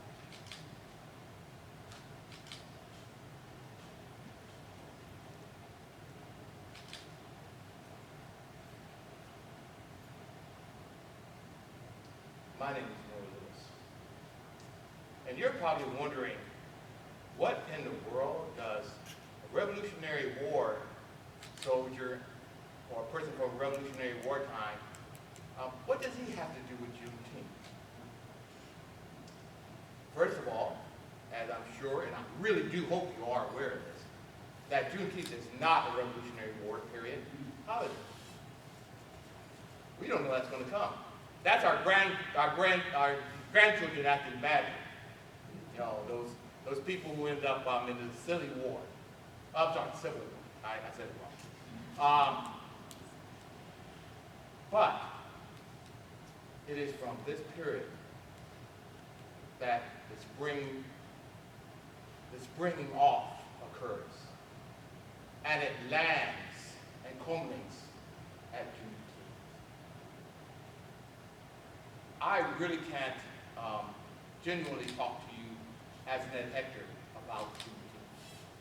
But I can tell you about the people that led into that.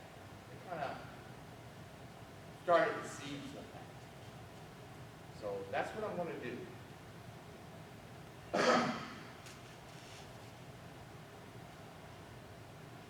Oh, by the way, just to kind of abbreviate some things. Ned Hector was an actual soldier, fought in the Battle of Brandywine and the Battle of Germantown. He was a teamster and he was a bombardier. He was with Proctor's Pennsylvania Artillery, and you'd probably say, well, that's fine and dandy, but I don't understand the significance of this. I'm going to have to tell you something about myself that I really don't want to tell you, because it always embarrasses me. Do you know what my opinion about the colonial blacks were? My opinion was that they all were slaves and they all were poor. that they were in the military, they were nothing but manual labor. That was my sum total acknowledgement about our black relatives and their contribution during this period of time. So can you imagine my surprise when I ran across a soldier, a man that was a soldier, and not only a soldier, a man that was with an elite fighting unit. Artillery is an elite fighting unit, and was considered a hero in that battle. That really, now, we're not talking about manual labor. We're talking about something much more. And then, kind of culminate that, 16 years after his death, he lived to be 90 years old. Now, at 16 years after his death, he was so well regarded in his home community of Hockessin that they named the street. Does anybody, I'm going to throw this out here, I do this pretty much most of the time I'm talking. Does anybody here know anything named after a black person around 1850? Yeah, that's pretty much what I get. So I think, do you understand the significance that I'm expressing here? Okay, good. So, you wonder what black people have to do with you. What in the world could I possibly have to say about black people that would be significant to you? Well, I want you to know what we, the black colonials, did to help you to become who and what you are.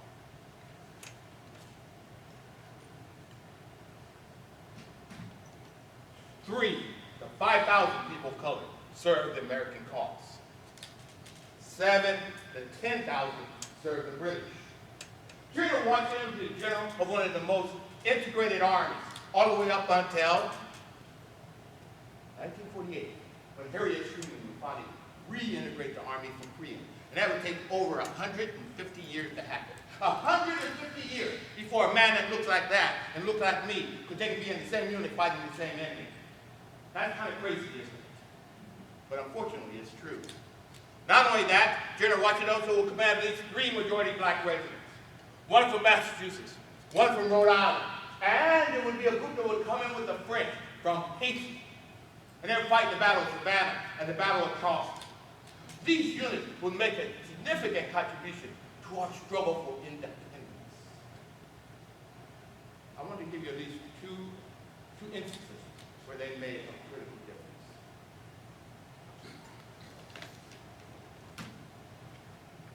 Up in New York, the battle is not going well. We're losing every last engagement with the British. We're getting pushed southward down to New York until finally our backs up against the river at Golden Heights. We are trapped. The next day, the British are going to close in. They're going to annihilate this army. They're going to capture this traitor Washington. That's going to be it. We're done. We are finished. Right there, right then. But under the cover of night and fog, under the very noses of the British warships that would be anchored in that harbor that night, men would row their boats up. They would load the armies into the boats. They would take them across the river and be safe. That night, these men would not only just save our army, they would save our revolution. I got a question for you. What do you think would happen if they would have captured General Washington? Talk to me. What do you think? Yes. Do you think we could have won without General Washington? No, I don't really think so. That night, we were able to continue because of the courage of a lot of black sailors from Marblehead, Massachusetts. Marblehead. And by the way, this unit would be the same unit that would help get across another river, the Delaware. So, who knows, maybe it might have inspired Washington to be that daring. Because it got him around all over once, let's do it again. The Marblehead. There's going to be another battle that's going to come down the pike. The Battle of Yorktown. Oh, wait. Before I go there. Did you know we have spies in British camp. Did you know that? Did you know we have black spies in British camp? Oh, yes. One of which is a gentleman named James Armistead. Later on, add additional name, Lafayette. He's the second. You look in the middle, that's James Warden. Guy to his right, that's James Armistead Lafayette. These spies will hear information. The British are going to Yorktown. They will smuggle it out of the camp.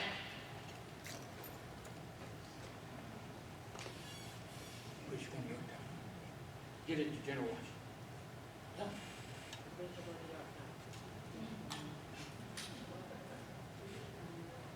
Okay. And there it is. Eventually it will take and get to General Washington Lafayette. They will make a plan. They're going to surround the British at Yorktown. But Cornwallis, the leader of the British forces, this man is no fool.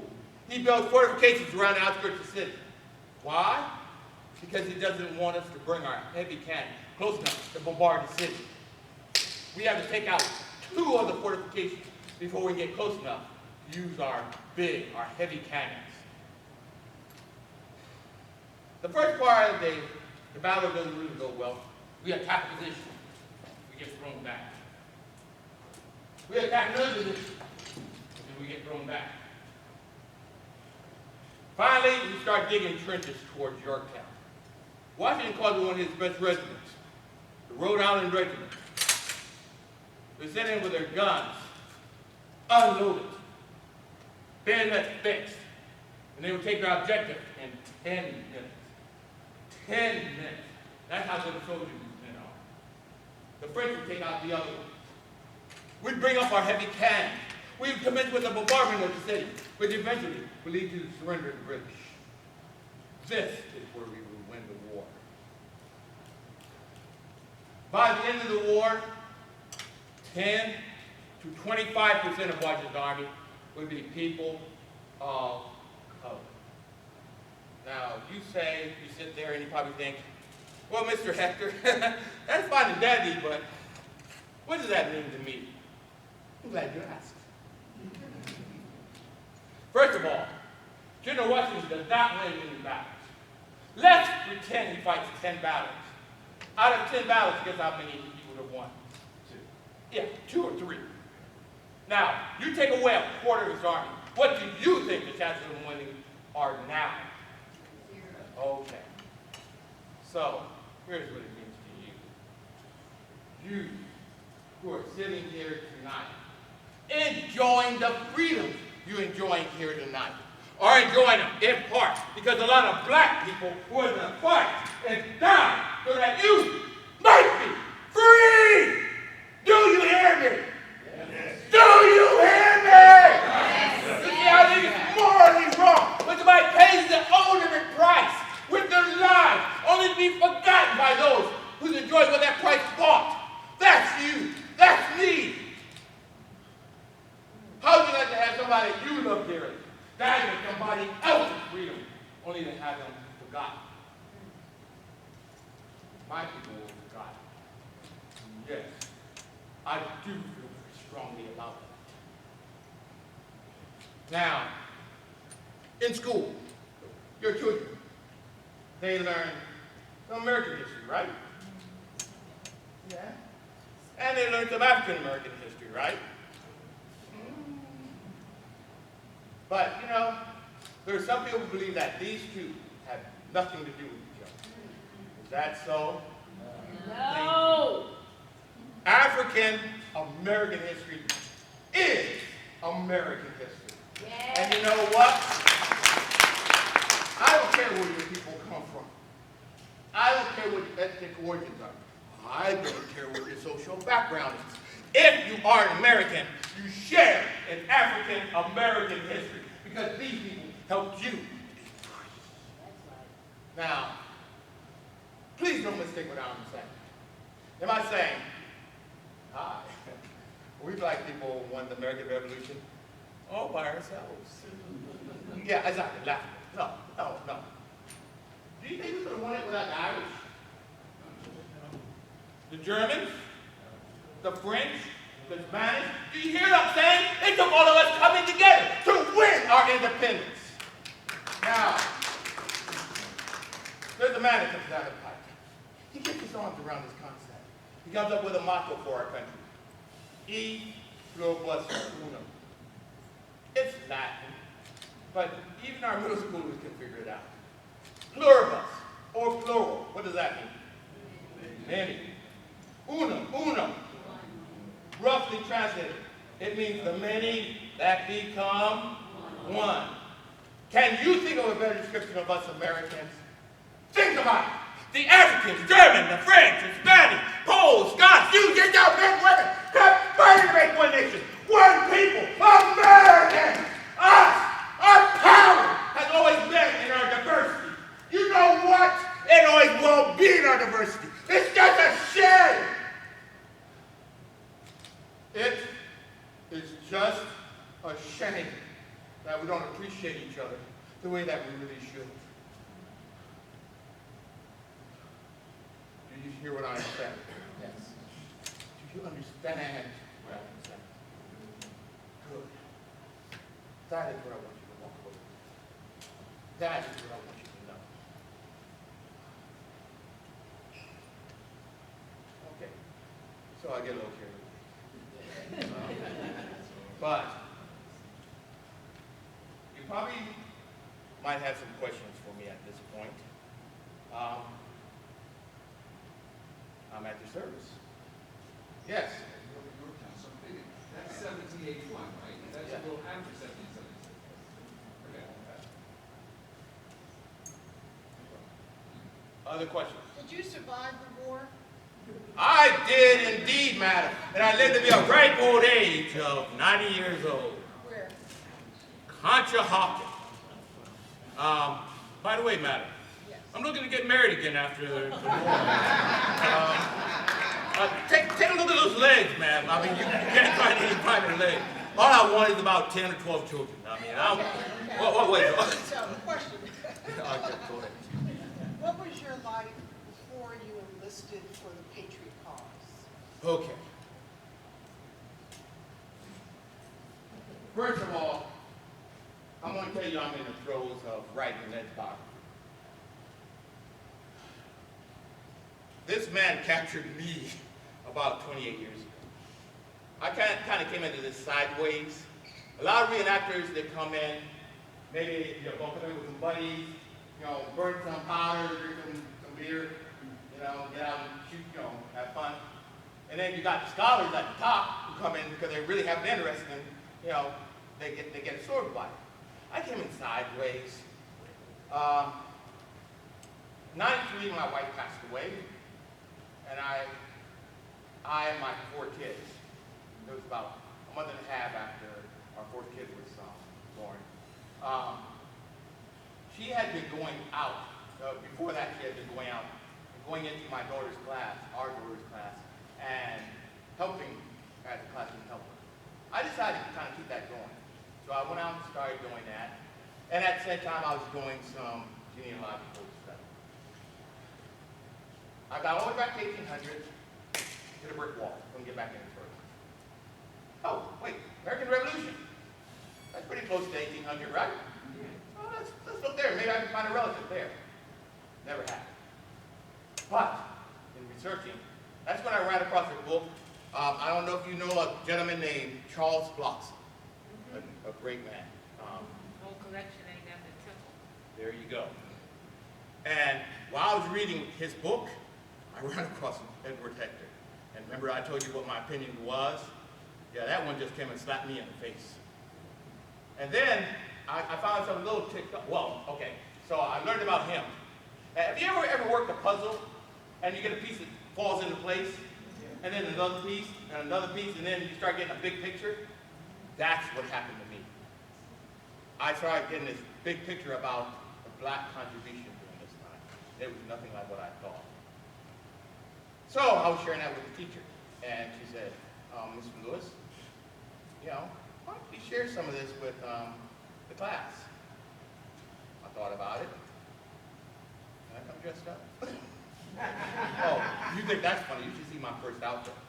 Light hospital, blue hospitals, scrub bottoms with white soccer pool on the bottom of them, and it was really bad, very bad. But, you know, I came in and I shared that with them. So, here are the stats about them. And that's kind of where I got sucked in at, and that's how I entered in all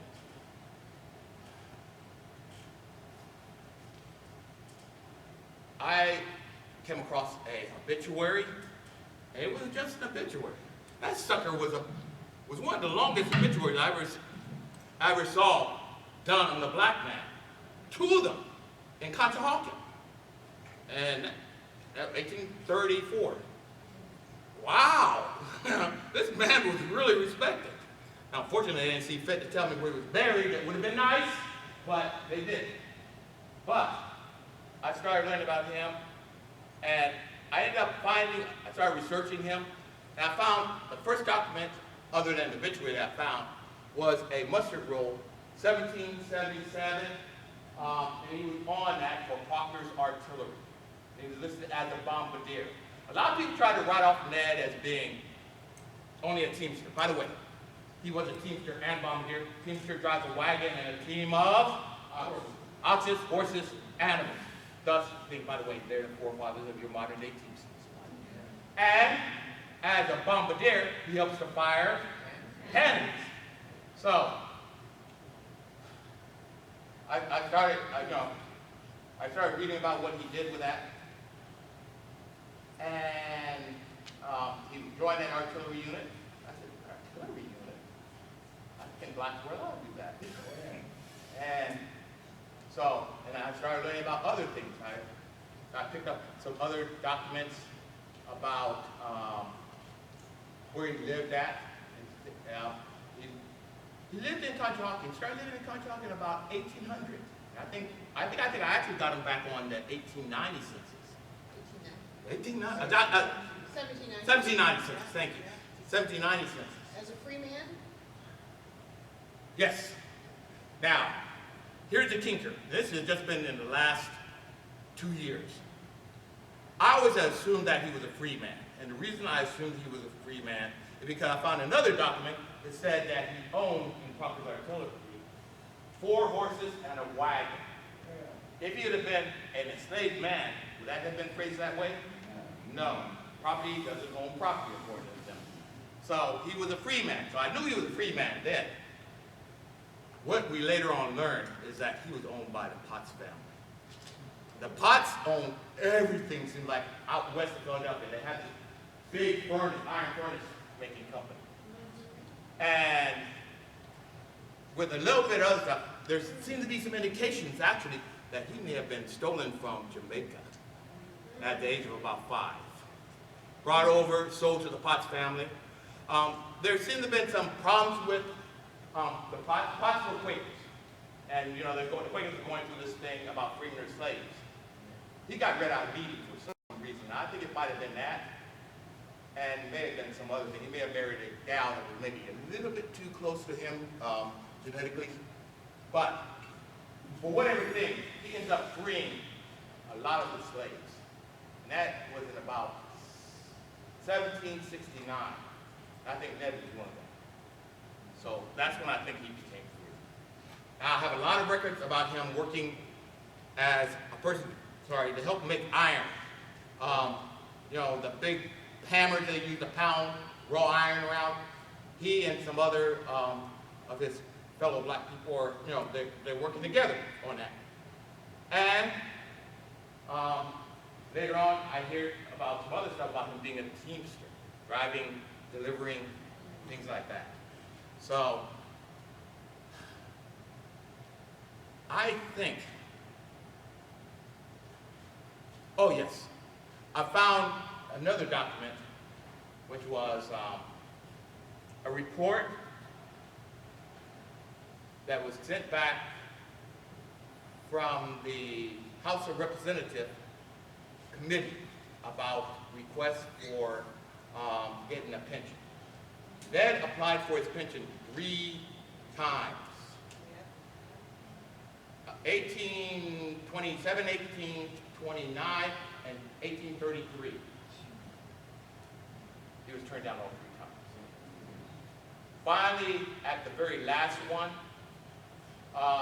they gave him a $40 gratuity. Oh, wasn't that nice of them? Yeah, $40. That's not to sneeze at, but it's full of love, right? Yeah. Do you know what a pensioner should be getting? They should be getting somewhere between $80 to $120 a year. They gave him one-time payment of $40. And next year he died, and they probably used it to bury him. So, I want to share with you something that was on that report. Now, I have not found his pension record. 3 of them floating around there, and I haven't found one of them. I can't tell you how cheesed off that makes me. But I'm still looking. I'm hoping one day I will find at least one. But in that report, brought back from Kennedy, that's how I found out that he was in the Battle of Germany. It was in that report.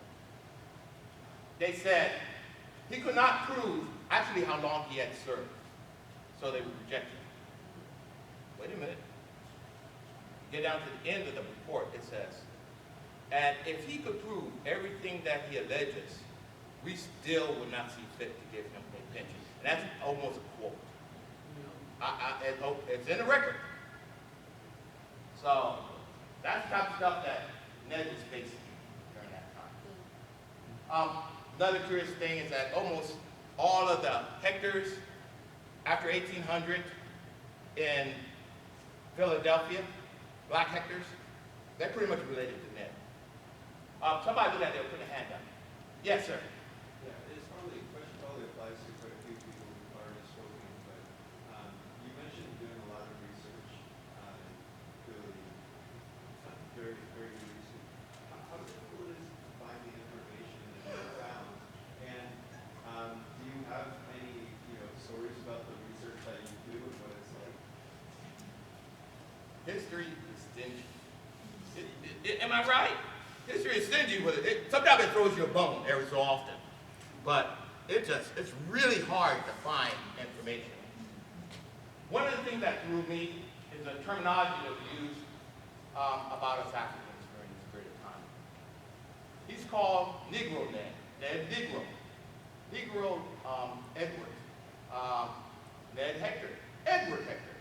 All these terminologies, these are the things that they're using in reference to him. And it was hard. And then, in some of the census records, his name is spelled so horribly.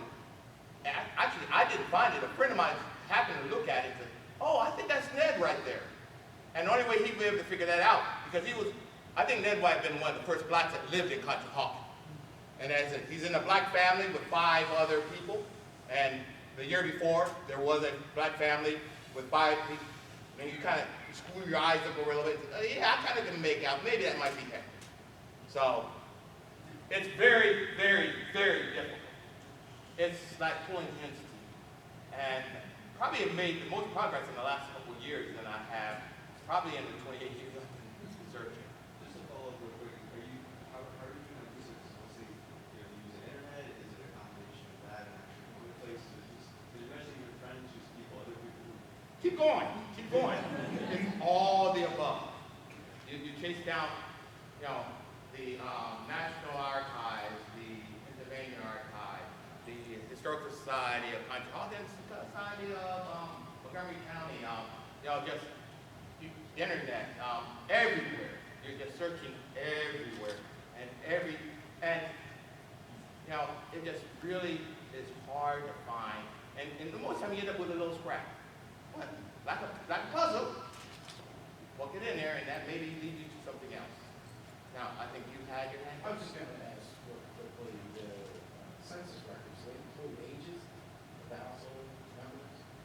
Does that help? Not all the time. The 1790 does not include the age. It doesn't even include the name of the people in the family.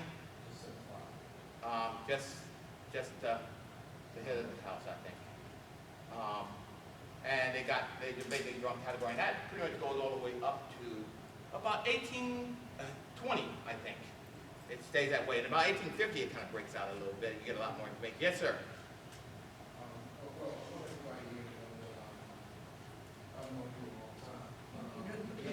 I didn't do it. I was nowhere around. You can't prove it.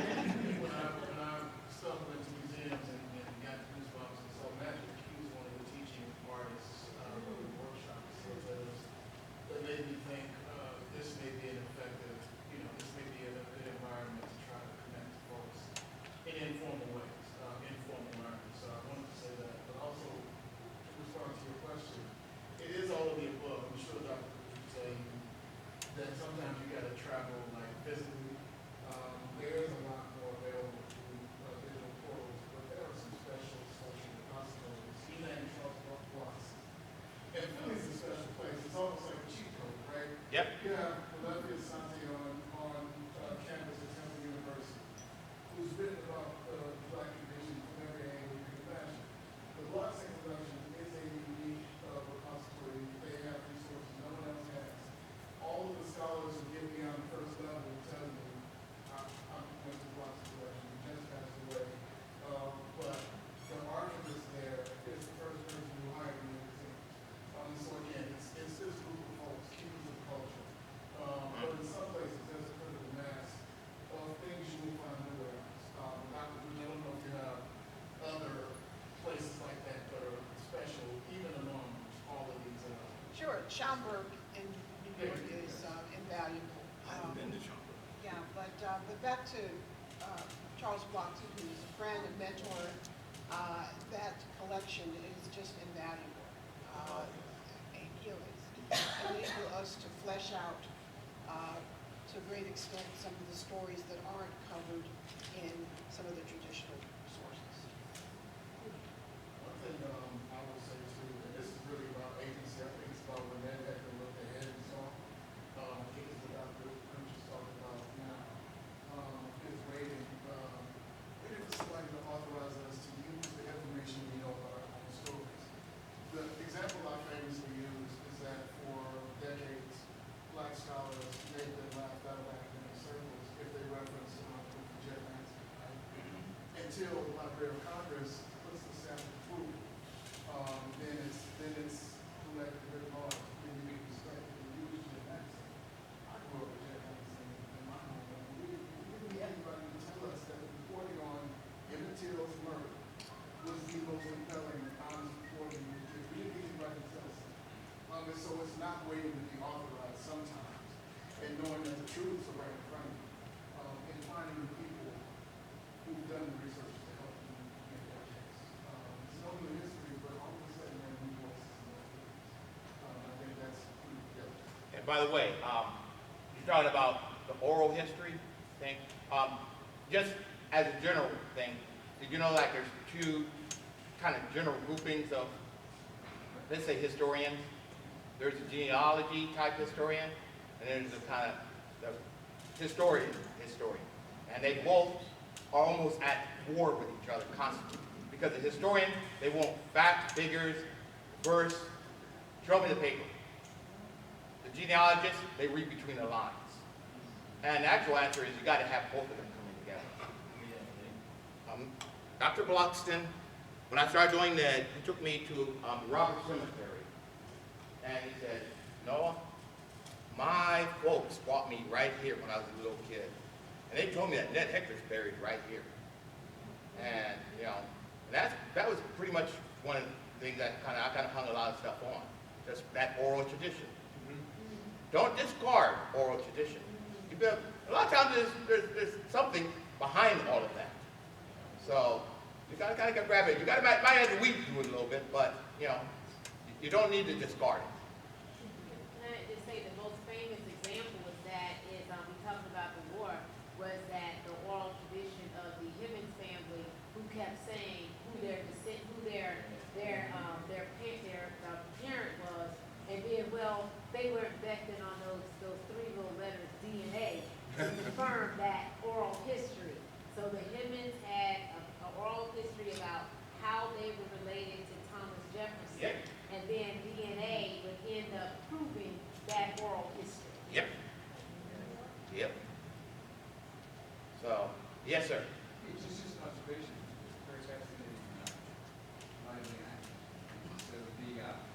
So from my limited research of World War I era, I know that the going to war. They took cabinet clubs, hardly cabinet.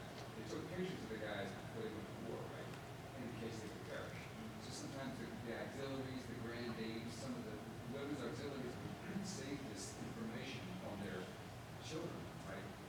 With them in perish. I don't know if anything like that. That is the Civil War era, or probably by any revolution. Okay, now, maybe Civil War, but by the way, there are some photographs of actual Revolutionary War people. That's a remarkable thing, but as far as I know, not in the Revolutionary War. But one thing I would tell you, sir, beautiful, go to the place, get the documents if you can. Because a lot of times, when the documents are recreated, or passed on, or cited, you know, we are all people, we make mistakes, and you get errors. We get the copy of the back of it. Yeah, you know. And in fact, I'm having trouble with that right now because I never dreamed I would be trying to write an biography. So I've had a lot of information. Now I'm trying to think, where did I get this from? I don't remember. Yeah, I'm having to go back and do all that now. So, I think I've probably yacked longer than I should have. Forgive me. I've got a big mouth. So, are we all good?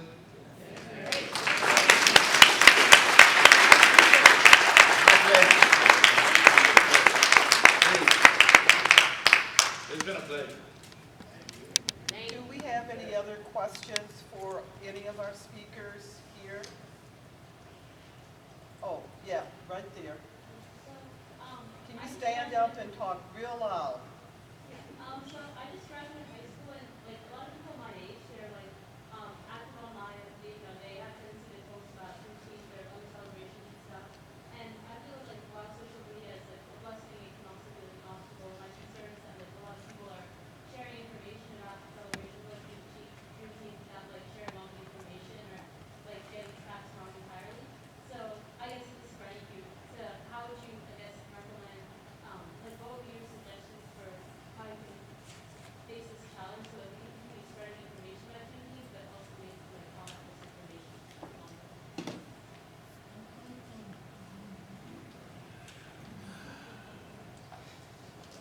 You know, you try to find as much primary source documentation as you can.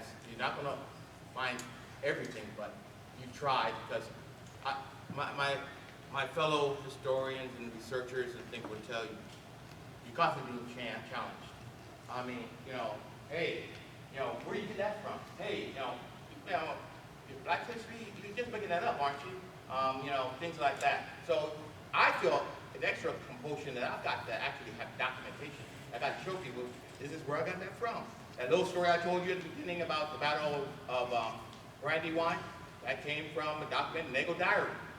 You know, you dig through and you get all these things and you kind of compilate it together. And by the way, when you go to put that information together, tell it the way you best communicate it. I'm not academic. So, well, Go ahead. Well, so here, again, we have an invaluable source in our historical societies, including the Delaware Historical Society, which has user guides. Some of the information is digitized. There's a lot of open source information that includes primary source documents and images, such as the Library of Congress. So depending upon what your research, or emancipation, there's really an abundance of information that has been vetted and is accurate and is well documented in those places. So Delaware Historical Society, Library of Congress, the Happy Trust has a lot of historical documents and publications that have been digitized. So a lot of that is open source and available at no cost, relatively low cost. I'm not sure to what extent historical societies charge, but there is. So look for primary source information in some of those places. Of course, the National Archives is a rich resource, and their user guides are very detailed.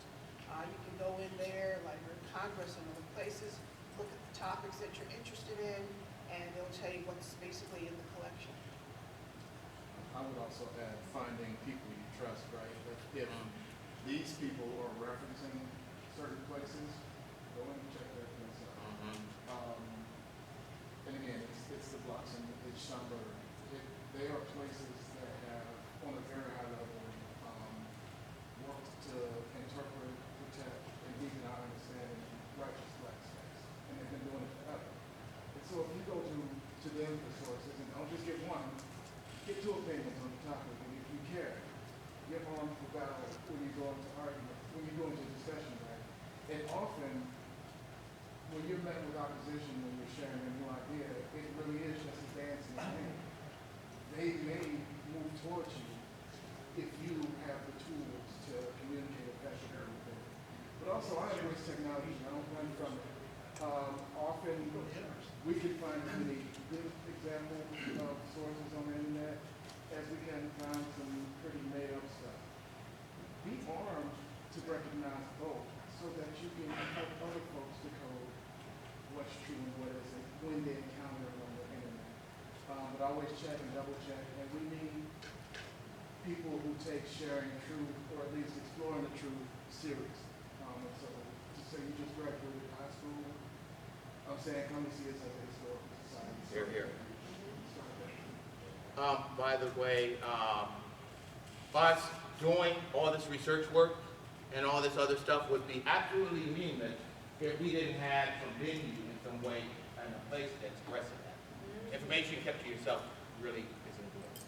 So I'm thankful to have like this Historical Society, thank you, baby.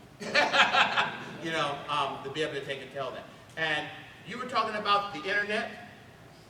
Do you know what the answer, what happened about almost now 50 years? Yeah, the bicentennial, 50 years ago. Yeah, bicentennial.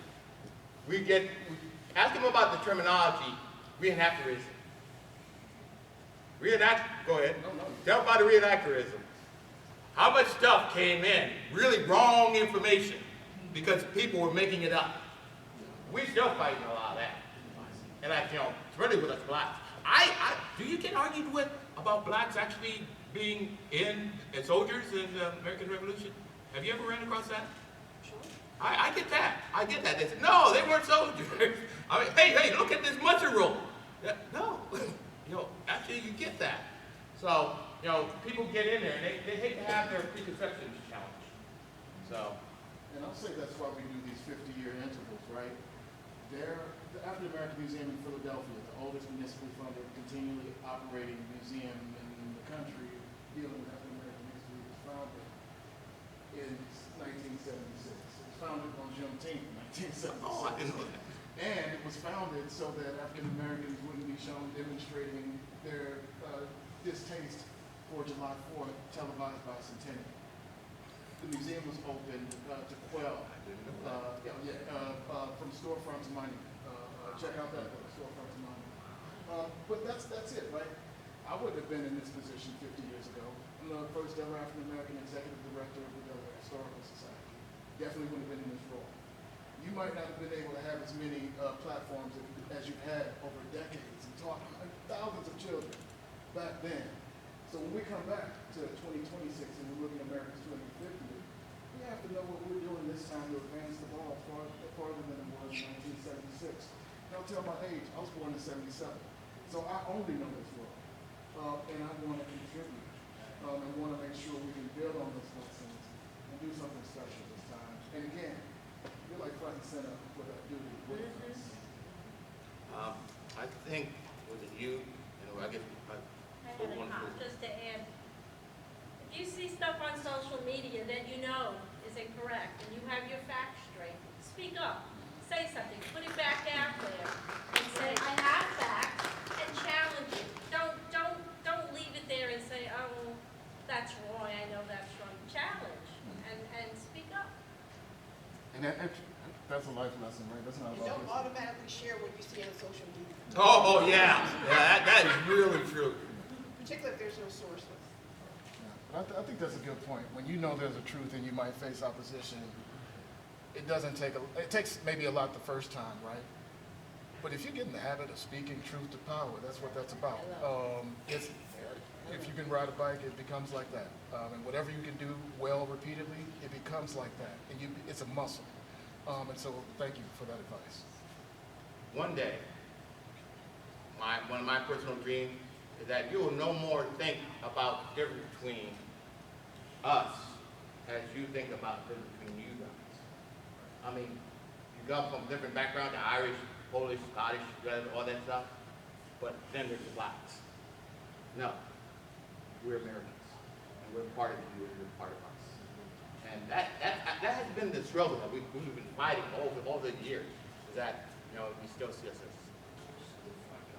and we're still fighting. You're right. We're still fighting that. And we got to get past that.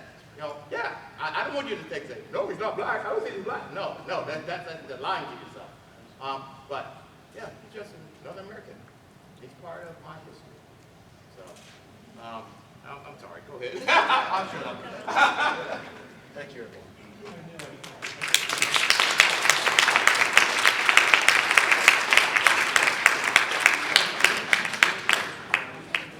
Can I get a picture of you all together? Yes. Can I get a picture of you all together? Oh, fine. Where's fantastic? Where's Okay, I'm ready. Yes, I do. Years. And I didn't realize How you doing? It's good to see you. It's always a thank you. Always for the I mean, always a thank you. You taught me about racism. I always said so. Thank you. We're proud to be here. Yes, we are. Guess what? You got it's actually Oh, I'm sorry. when I think about you, you know what I'm saying? So, yeah, give me another hug. Yes, yes. I thought you nice to see you. Yeah. Did you ever read that Horse? Horse by Geraldine Brooks? Oh, guess what? I have not read. Oh my God, you would. Darlene, could you get in the picture? Because if it wasn't for you, this wouldn't have happened. All right, Emmy, take a picture, man. Yeah, I have not got So that. that's a story of horse racing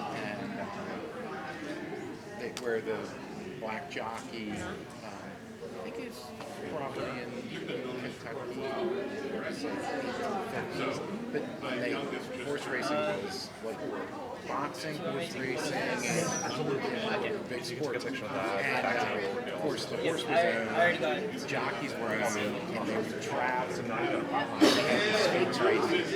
Yeah, I'll go through it, and then I'll change the colors and stuff. The story starts with they had preserved the skeleton of the horse at the Smithsonian, and somebody discovered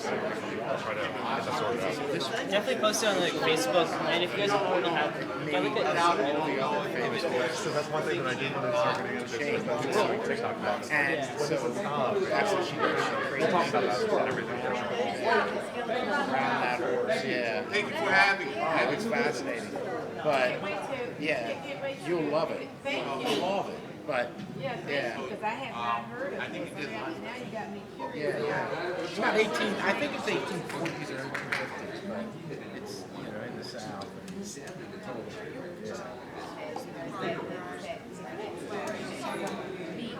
About how that happens, how it happens, like you ever watch a documentary about Kid Burns? Maybe a documentary about Kid Burns. He has an accident. His wife unfortunately died. He died only either that day or 4 days later. And I thought, he's not find his grave. I didn't find either one of them. I told you that Charles Bronson told you that yes, I do. I do believe there's some other secondary information. Now, ironically, guess what? They could not beat him in the real. They ended up filming it after the parade. Where he's buried, and I'm just finding out maybe where you're born. Now, guess what? We just tell you so this part, so Jack Johnson, this is at the turn of the century. He becomes the first heavyweight black champion. I mean, in the United States. They couldn't get them in the room, so then they got them with something called the Mann Act, right? And then they kept looking for the Great White Hope, which no one could beat them. And then they got him with the Mann Act, which is like R. Kelly, been convicted of the Mann Act. You ready for this? So he was wrongly convicted. So President actually pardons Johnson. It's amazing how many posthumously, yeah. And then what happens is, Jack Johnson then becomes this blacks and whites who happen in the jockeys, they can now compete. And so therefore, they stop interracial boxing until and it's because of Jack Johnson. Because what happens is because what happens is that actually in the age of eugenics, in the age of these theories about the rise of white supremacy, like Jack Johnson was the It didn't match the. Yeah, it didn't match the narrative. So you actually want to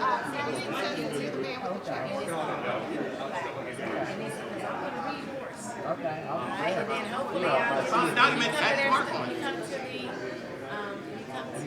historical society when they're at Hockessin. Yeah, well, I knew that. I mean, I've been to other ones, yes. And then I'm fascinated. So what happens is that I will go one day, you're going to see, what happens is that I'm going to be yours. Okay. And when you see, when you come to yes, and you're going to say, wait, I'm going to say yes. And so if I'm ever talking, like I like to say, oh, somebody told me to do this, and I'm going to remember this moment, and I'm going to say, because I like to talk about the jockeys, especially during Kentucky Derby, and when I do things about how, so I'm going to talk about this book that, we just, they hooked me up with. I mean, so how delicate the horses are nowadays? Yes. Delicate, right? Yeah. In those days, they were 2 out of 3 races. To win, you had to win 2 out of 3, and the races were long. Oh yeah. So Yeah, it was different. everything was different. Maybe the fragility has come from the breed or whatever. I don't know. I think that right now, I just think it's also, well, it's like there was also some of that. So the Mississippi in short lives. Short lives. And what's your name? John. Okay, so it's nice to meet you. You from this area? Okay, well, nice to meet you. And I also work for Newcastle County. Oh, okay, John. So now I can. Okay, yeah. I was thinking, I did invite I sat with my friend, but I invited people from work too, and they didn't come. But, So well, guess what? They missed it. Yeah, they missed it. I'm gonna But go. the one other thing with Mississippi, like during Reconstruction, right? So. Thank you so much. I guess Reconstruction has started in 1960. Yep, 1877. And then when it starts in 65, right after the war, and then it goes to 1877. So were the blacks in charge of the legislature? Now guess what? Mississippi, they end up having some very much success. And right now, so when you look at the black elected officials during Reconstruction, you see people like Harriet Webbles, J.R. Lynch, you see that. And what ended up happening was that they really had a successful run. But in the 1890s, people came to power. And they basically, so after Reconstruction, they used lynching. So to take blacks out, and then by 1890s, they legally, with the Mississippi Constitution, which is still in effect in Mississippi, John, today. The court basically upheld, even though the state constitution, just Google, the state constitution of Mississippi 1890, the court agrees that it disfranchises black people. Because what happens when they made that constitution, they had it difficult for blacks to get elected in a city, in a statewide campaign. To this day, 2025, they acknowledge that. And now what happens is they acknowledge that. Again, it was just decided 2 years ago. acknowledged the 1890 Constitution, which we're still under, did aim, because they said, aim, J.K. Martin said, the aim was to get to politics. Now, what happens is, that Constitution that still exists, even though Mississippi, that we take out percentage-wise, Mississippi is black percent, 38%. But now, numbers-wise, it's Texas. Right now, Dallas, Arlington, percentage-wise. So right now, to this day, we're not having black elected officials. Because of that. So again, that's So what particular what happened? makes it possible? Because the state has to verify the results, and they have to also, the state has to verify the results, and then also the state has to, it's like a separate election, it's almost like it's built-in electoral. Okay. So by county? Yeah, by various counties, so in there they have to verify it, and they have, like, again, the best way to look at it is that it's like many electoral college. Yeah, like what we saw in 2020. Yes, that's it. And so what happens is Fake that's electors and all that stuff. Exactly. And so right now, that's why it is very difficult since you asked about Reconstruction. So what they did with the 1890 census is that they made it basically almost impossible. So from 1890 to current day, we only had one was appointed. One was elected. And that's the entire census. That's how effective, that's why I tell people that's an effect, you can make the law, it can just basically be so effective. And right now, and when it went to, you ready for this? When it went to the courts, you acknowledged, just like almost like in the Let Better bill, like, yeah, you know, they discriminated against her, but it expired. So you now have to have a legislation, so then the Let Better bill came through, you know, going through the Supreme Court, kicked it back and said, yeah, it was wrong. Yes, you wouldn't get paid, but our hands are tied because the clock slipped out on it. And so that's when they said to go back. And that was the legislation that Obama signed because they had to go around that. So that's how effective the Mississippi is. 1890 Constitution. And guess what? You have to teach it because one thing that Mississippi did for the rest of the states, including the United States, is that they put in residency requirements. You could not be convicted of certain crimes. You had to be literate. And you had to pay the poll tax. Now, to vote. And so now remember, the poll tax didn't get deemed unconstitutional until the 1960s. And that's how effective that piece of bill was. So you like, wow, yeah. So it's nice to talk to you, John. Did the white people ever pay the poll tax? Yeah, they did. Oh, they did. But hold on, because see, what happens is, you ready? When they wanted blacks and then whites to vote, they then, you know, yes, but then when they did not, they wanted disfranchised. And so for many Mississippi states, the reason that the planter class, in Louisiana, Georgia, Florida, Texas, planter class stayed intact, just like it was the Board of Work, because they were able to disfranchise poor whites. Yeah. So what happens is that, so the one thing that they did, this was the effect of Jim Crow, John, is that even though poor whites weren't voting, guess what they were able to do? You ready? Did you see that sign? That's Jim that white only sign. So what you don't have in the vote and what you don't have in pocketbooks, they had a currency that was a social currency. Right, social currency. I understood that, yeah. So that's what happened. So when they wanted them to vote, they did. But when they don't vote, where's your poll tax? And so a lot of poor whites, and that's how Elvis, right, in Tupelo, Mississippi, remember his family, they were sharecroppers too. And they were sort of on this plantation. And they were like, you know, it was his home, his childhood home, or whatever. They started off as tenants and they became sharecroppers. And what happens is these people could hear each other's sound. That's why I said that whole that conversation about country and blues and how they're related. Because in many ways, what I grew up as is that country was a white man's music. Right. You know what I'm saying? Oh yeah, I always thought country was white man's music. From the Cowboys, I always thought it was from the cowboy era, which when I grew up in the 60s, 70s was like the romantic, cowboy. Yeah, John Wayne, like all of that. Good guy stuff. Yeah. So, and the thing about it is that, I mean, the cowboy. I'm gonna just tell you, if I show you a picture, my dad is just But you know, a lot of Southerners, I mean, had some roots in that sort of some rich culture. And I don't, you know, and I actually appreciate the culture. Now, when I was coming up, that was the #1 genre of music until about, I don't know if you know this, until about 10 years ago, country was the #1 genre in the United States, music.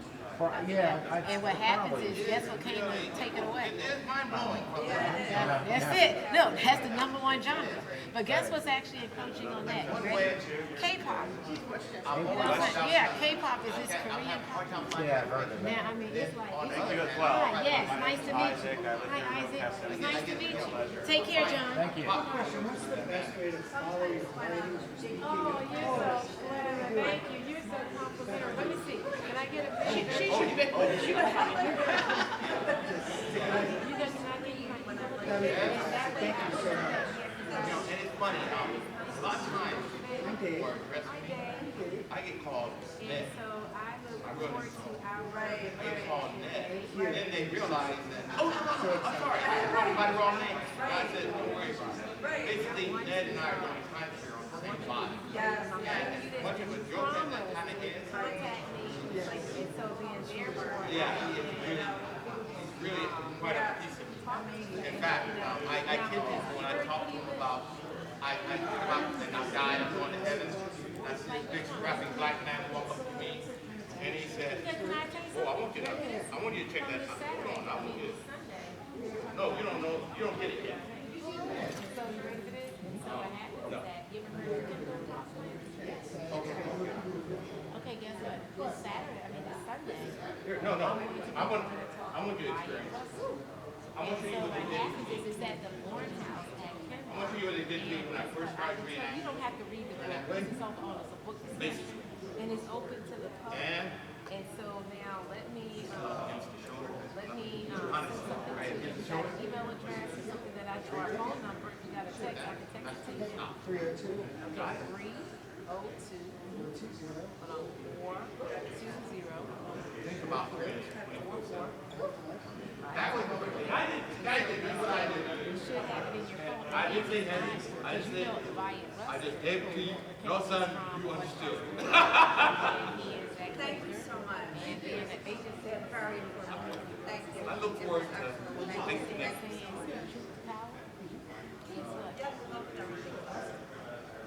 Now watch this. I like to I look forward to getting it. Yeah, I have no idea how that's going to all play out. I did. You will find out. Good luck with it. Thank you again.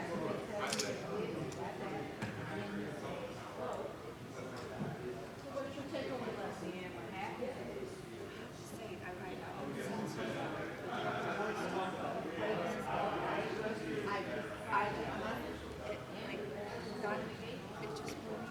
And so these are some of the things, because he said like now they got John and so saying, you know, and so good trouble, but guess what? It was Rusty saying, we all need to be angelic. And that's what we got. John Lewis was influenced by Rusty. So I organized more tribes. On Sunday, And so many other mountains throughout the people that just were how we didn't because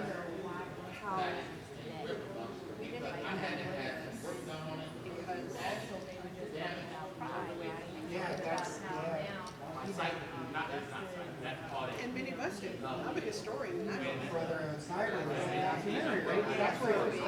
And I'm a Travis Finley, the remainder of my time on this planet, uncovering, in many cases, unrelated. But that's not exactly. I know sometimes I just feel mad about it because I was home. broader community, and so it's just staggering. So much history has been And it makes me mad. So then sometimes I have to just be yeah, for sure. And it's okay to feel, yeah. Keep keep asking questions. Stay curious. For sure. I will. You definitely will. Thank you so much for giving this to us. Thank you for coming. The audience was wonderful. Right down here. Back up. No, I'm trying to listen in. What are you getting? What information are you getting? We're talking about buying buses now.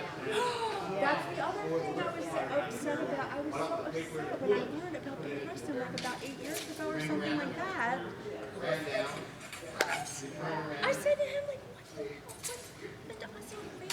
I didn't learn anything, nothing. And then there's some picture standing behind.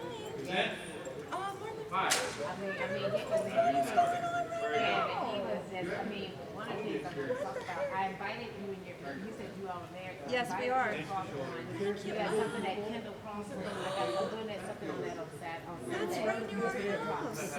Oh my gosh. And it's open to the public. Wow. And I just sent the phone number to the piece, and it's basically going to be talking about that because they're going to, again, sort of look at how he cultivated the hours. But he went through quite a bit that cultivation. He was, persecuted improperly because of what he believed, how he did. So I'll be talking about that. And so what happened is, back in January, I said, I saw this book. You may be a bit more graphic than I am. You did not know. You can go to I'm going to do it. Right?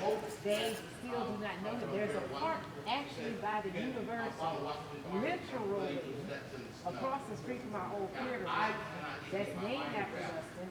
People see the name, they still don't get it, they still don't know, and then when the students learn it, wait now, because we have a Frederick Douglass statue, Frederick Douglass, they know Douglass, but when it comes down to Rustin, they don't know. And Did he ever speak at Westchester? No, he never spoke, but of course. No, did he speak there? Did he ever speak to that? Not formally. We don't have any records of him speaking there. Now, we do know he was at Cheney. That's when he started off at Cheney University. And so we do know that he spoke at, I know he spoke at Lincoln, but he has, there's no, we don't have any record. Trust me. In Westchester, now what we do now have is rooms named after him. If there is something, if we could find a connection, of course the university would do what, because that's what, Frederick Douglass, that's how a girl from Pennsylvania got to Mississippi to Pennsylvania. I was a Frederick Douglass scholar, and Frederick Douglass gave his last public address 8 days before he died at Westchester, but the university didn't know that. Not at all. No, they didn't know. And so what happens is, it was some students, we have something called an archive library, and they would start pulling down books, looking at names, and guess what? They pulled down a book, literally, you can't make this stuff up. They talk about history, sometimes throw you a bone, and the papers fell out.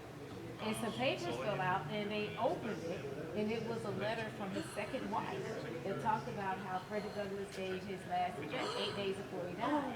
And so they took that, and so then they ran away, and so now all of the state colleges have a Frederick Douglass Institute. It was 13 initially, now we got 8.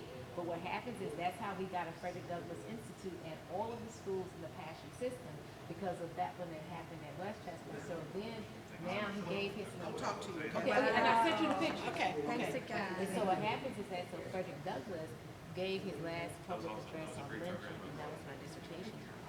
And they had started an institute that brought in scholars in the summer. And so then that's how a girl from Mississippi gets to Pennsylvania, because Frederick Douglass did what he needed to do.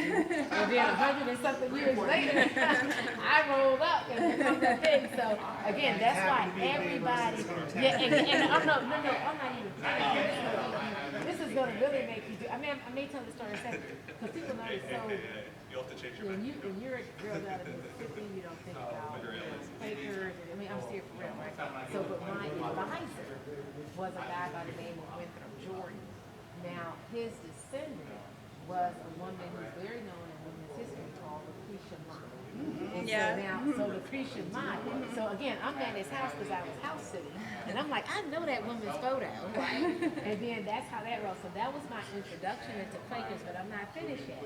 So then Frederick Douglass, right? End up, you know, he did this thing, whatever.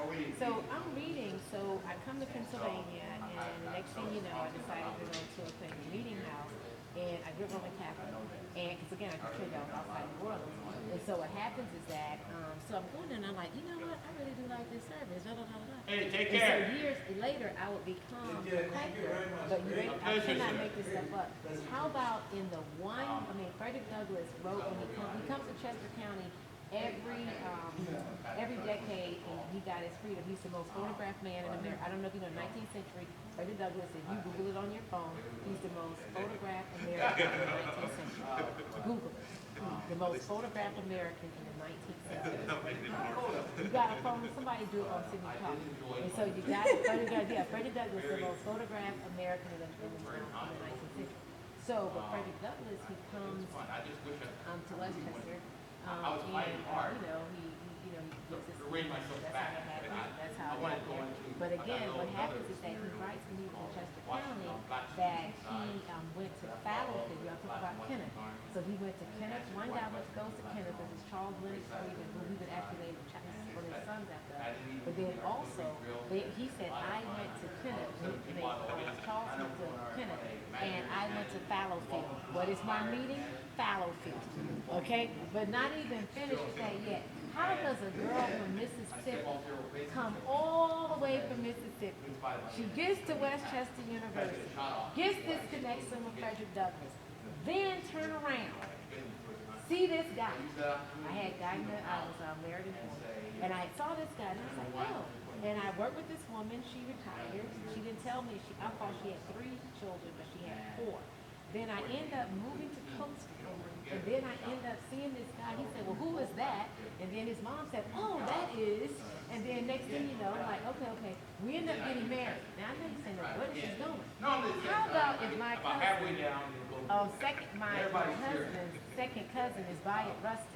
Can you make that up? No way! But right now, Wyatt Rustin No way! is my, Oh my God! Yes, my mother-in-law in Rustin, Anthony's grandfather in Rustin. Oh my gosh, wow. Now, everybody in Chester County sort of knows that, right? And so, now, what are the chances Oh my of I go and I basically move to Pennsylvania in the one meeting house out of all of them in the area, Douglas had basically talked about how he went to and it was friendly, okay, to the cause.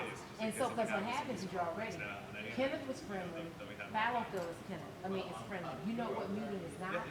And they basically had the, Frederick and Frederick Douglass and Charles Lennox Freeman, they had, it's in his account, and I was a whole reenactor at Kenneth, London Grove. Kenneth was friendly, and what's his name was friendly, but London Grove was not. Oh, great, they're still not. No, they're hospitals. They were hospitals. Isn't London Grove where we went to the music festival, had on my Kamala Harris t-shirt, and then they wore the Trumpers Walk by something? Wasn't that like up near London Grove? Near London Grove. Yeah, they started like saying, oh, you're like really big to come in here with the Kamala Harris t-shirt, and I was like, I don't give a shit. Oh yeah, I was like, I don't care. These like guys are all like, ugh. But then some of their wives were coming up to me. Wasn't that up in London Grove? Yeah, up in that area. But I just mean like the town, like London Grove town, like they're still. And they were, because you know why, don't you? And this is what Senator Douglas talked about in his diary, because it's right there on the line. It's like when you go to Lincoln and when you go to London Grove, you're really on the line. And so therefore, you're crossing over to Maryland. And you know, the rising sun, if you was at one time a sundown, you know what that is right here. So those sundown towns, blacks weren't supposed to be there at a certain time. So, and that's what runs the rising sun. So basically, London Grove, that was like, they were so hostile to Frederick Douglass when they were there. So he talked about, you ready for this, at London Grove, at the meeting house, they didn't even let Frederick Douglass come in. They had to give their speech on the porch. Now what happens is it started off as a hostile crowd. But then by the time they end up talking, that Frederick Douglass had won them over. But most of the time, 90% of the time that Frederick Douglass talked, he talked in front of a hostile crowd. But he was so effective that he ended up bringing people around. there's a very famous story, so you will know. Frederick Douglass actually had a disability in one of his hands because it was one of the mobs that was attacked. It was a Quaker family that actually stopped him from, help him set it. But for the most part, he had a disability on his hand. And here is Frederick Douglass, the great writer, the great orator. But what happens is that it was a mob that came after him. And what happens is that that's when he talks about, again, that incident. So again, one of the things that, like I'll be talking about this weekend, on Saturday, on Sunday, is that you understand that Rustin, part of that righteous discontent, right? Like you were saying, you went in with the Harris shirt. Yeah. You understand that's like, not only is it brave, it's courageous, but it's always met with opposition. Yeah, I'm living. At the very end of the day, that's a part of the struggle, right? And so, and that was what, Rustin, before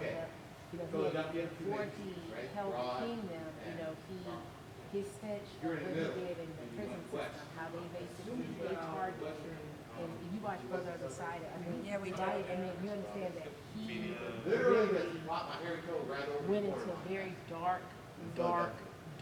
period because of the targeted abuse that the guards actually put. And it nearly, but once he emerged, when he ended up doing this, leaving there, and then he went to guess where? He went to India. And that's when he got trained under, gun. And he I thought I had told him that that's what I was going to do. And then they came looking you're at going me, to where are have you? to sort of, in essence, So I told the photographer to be willing to die.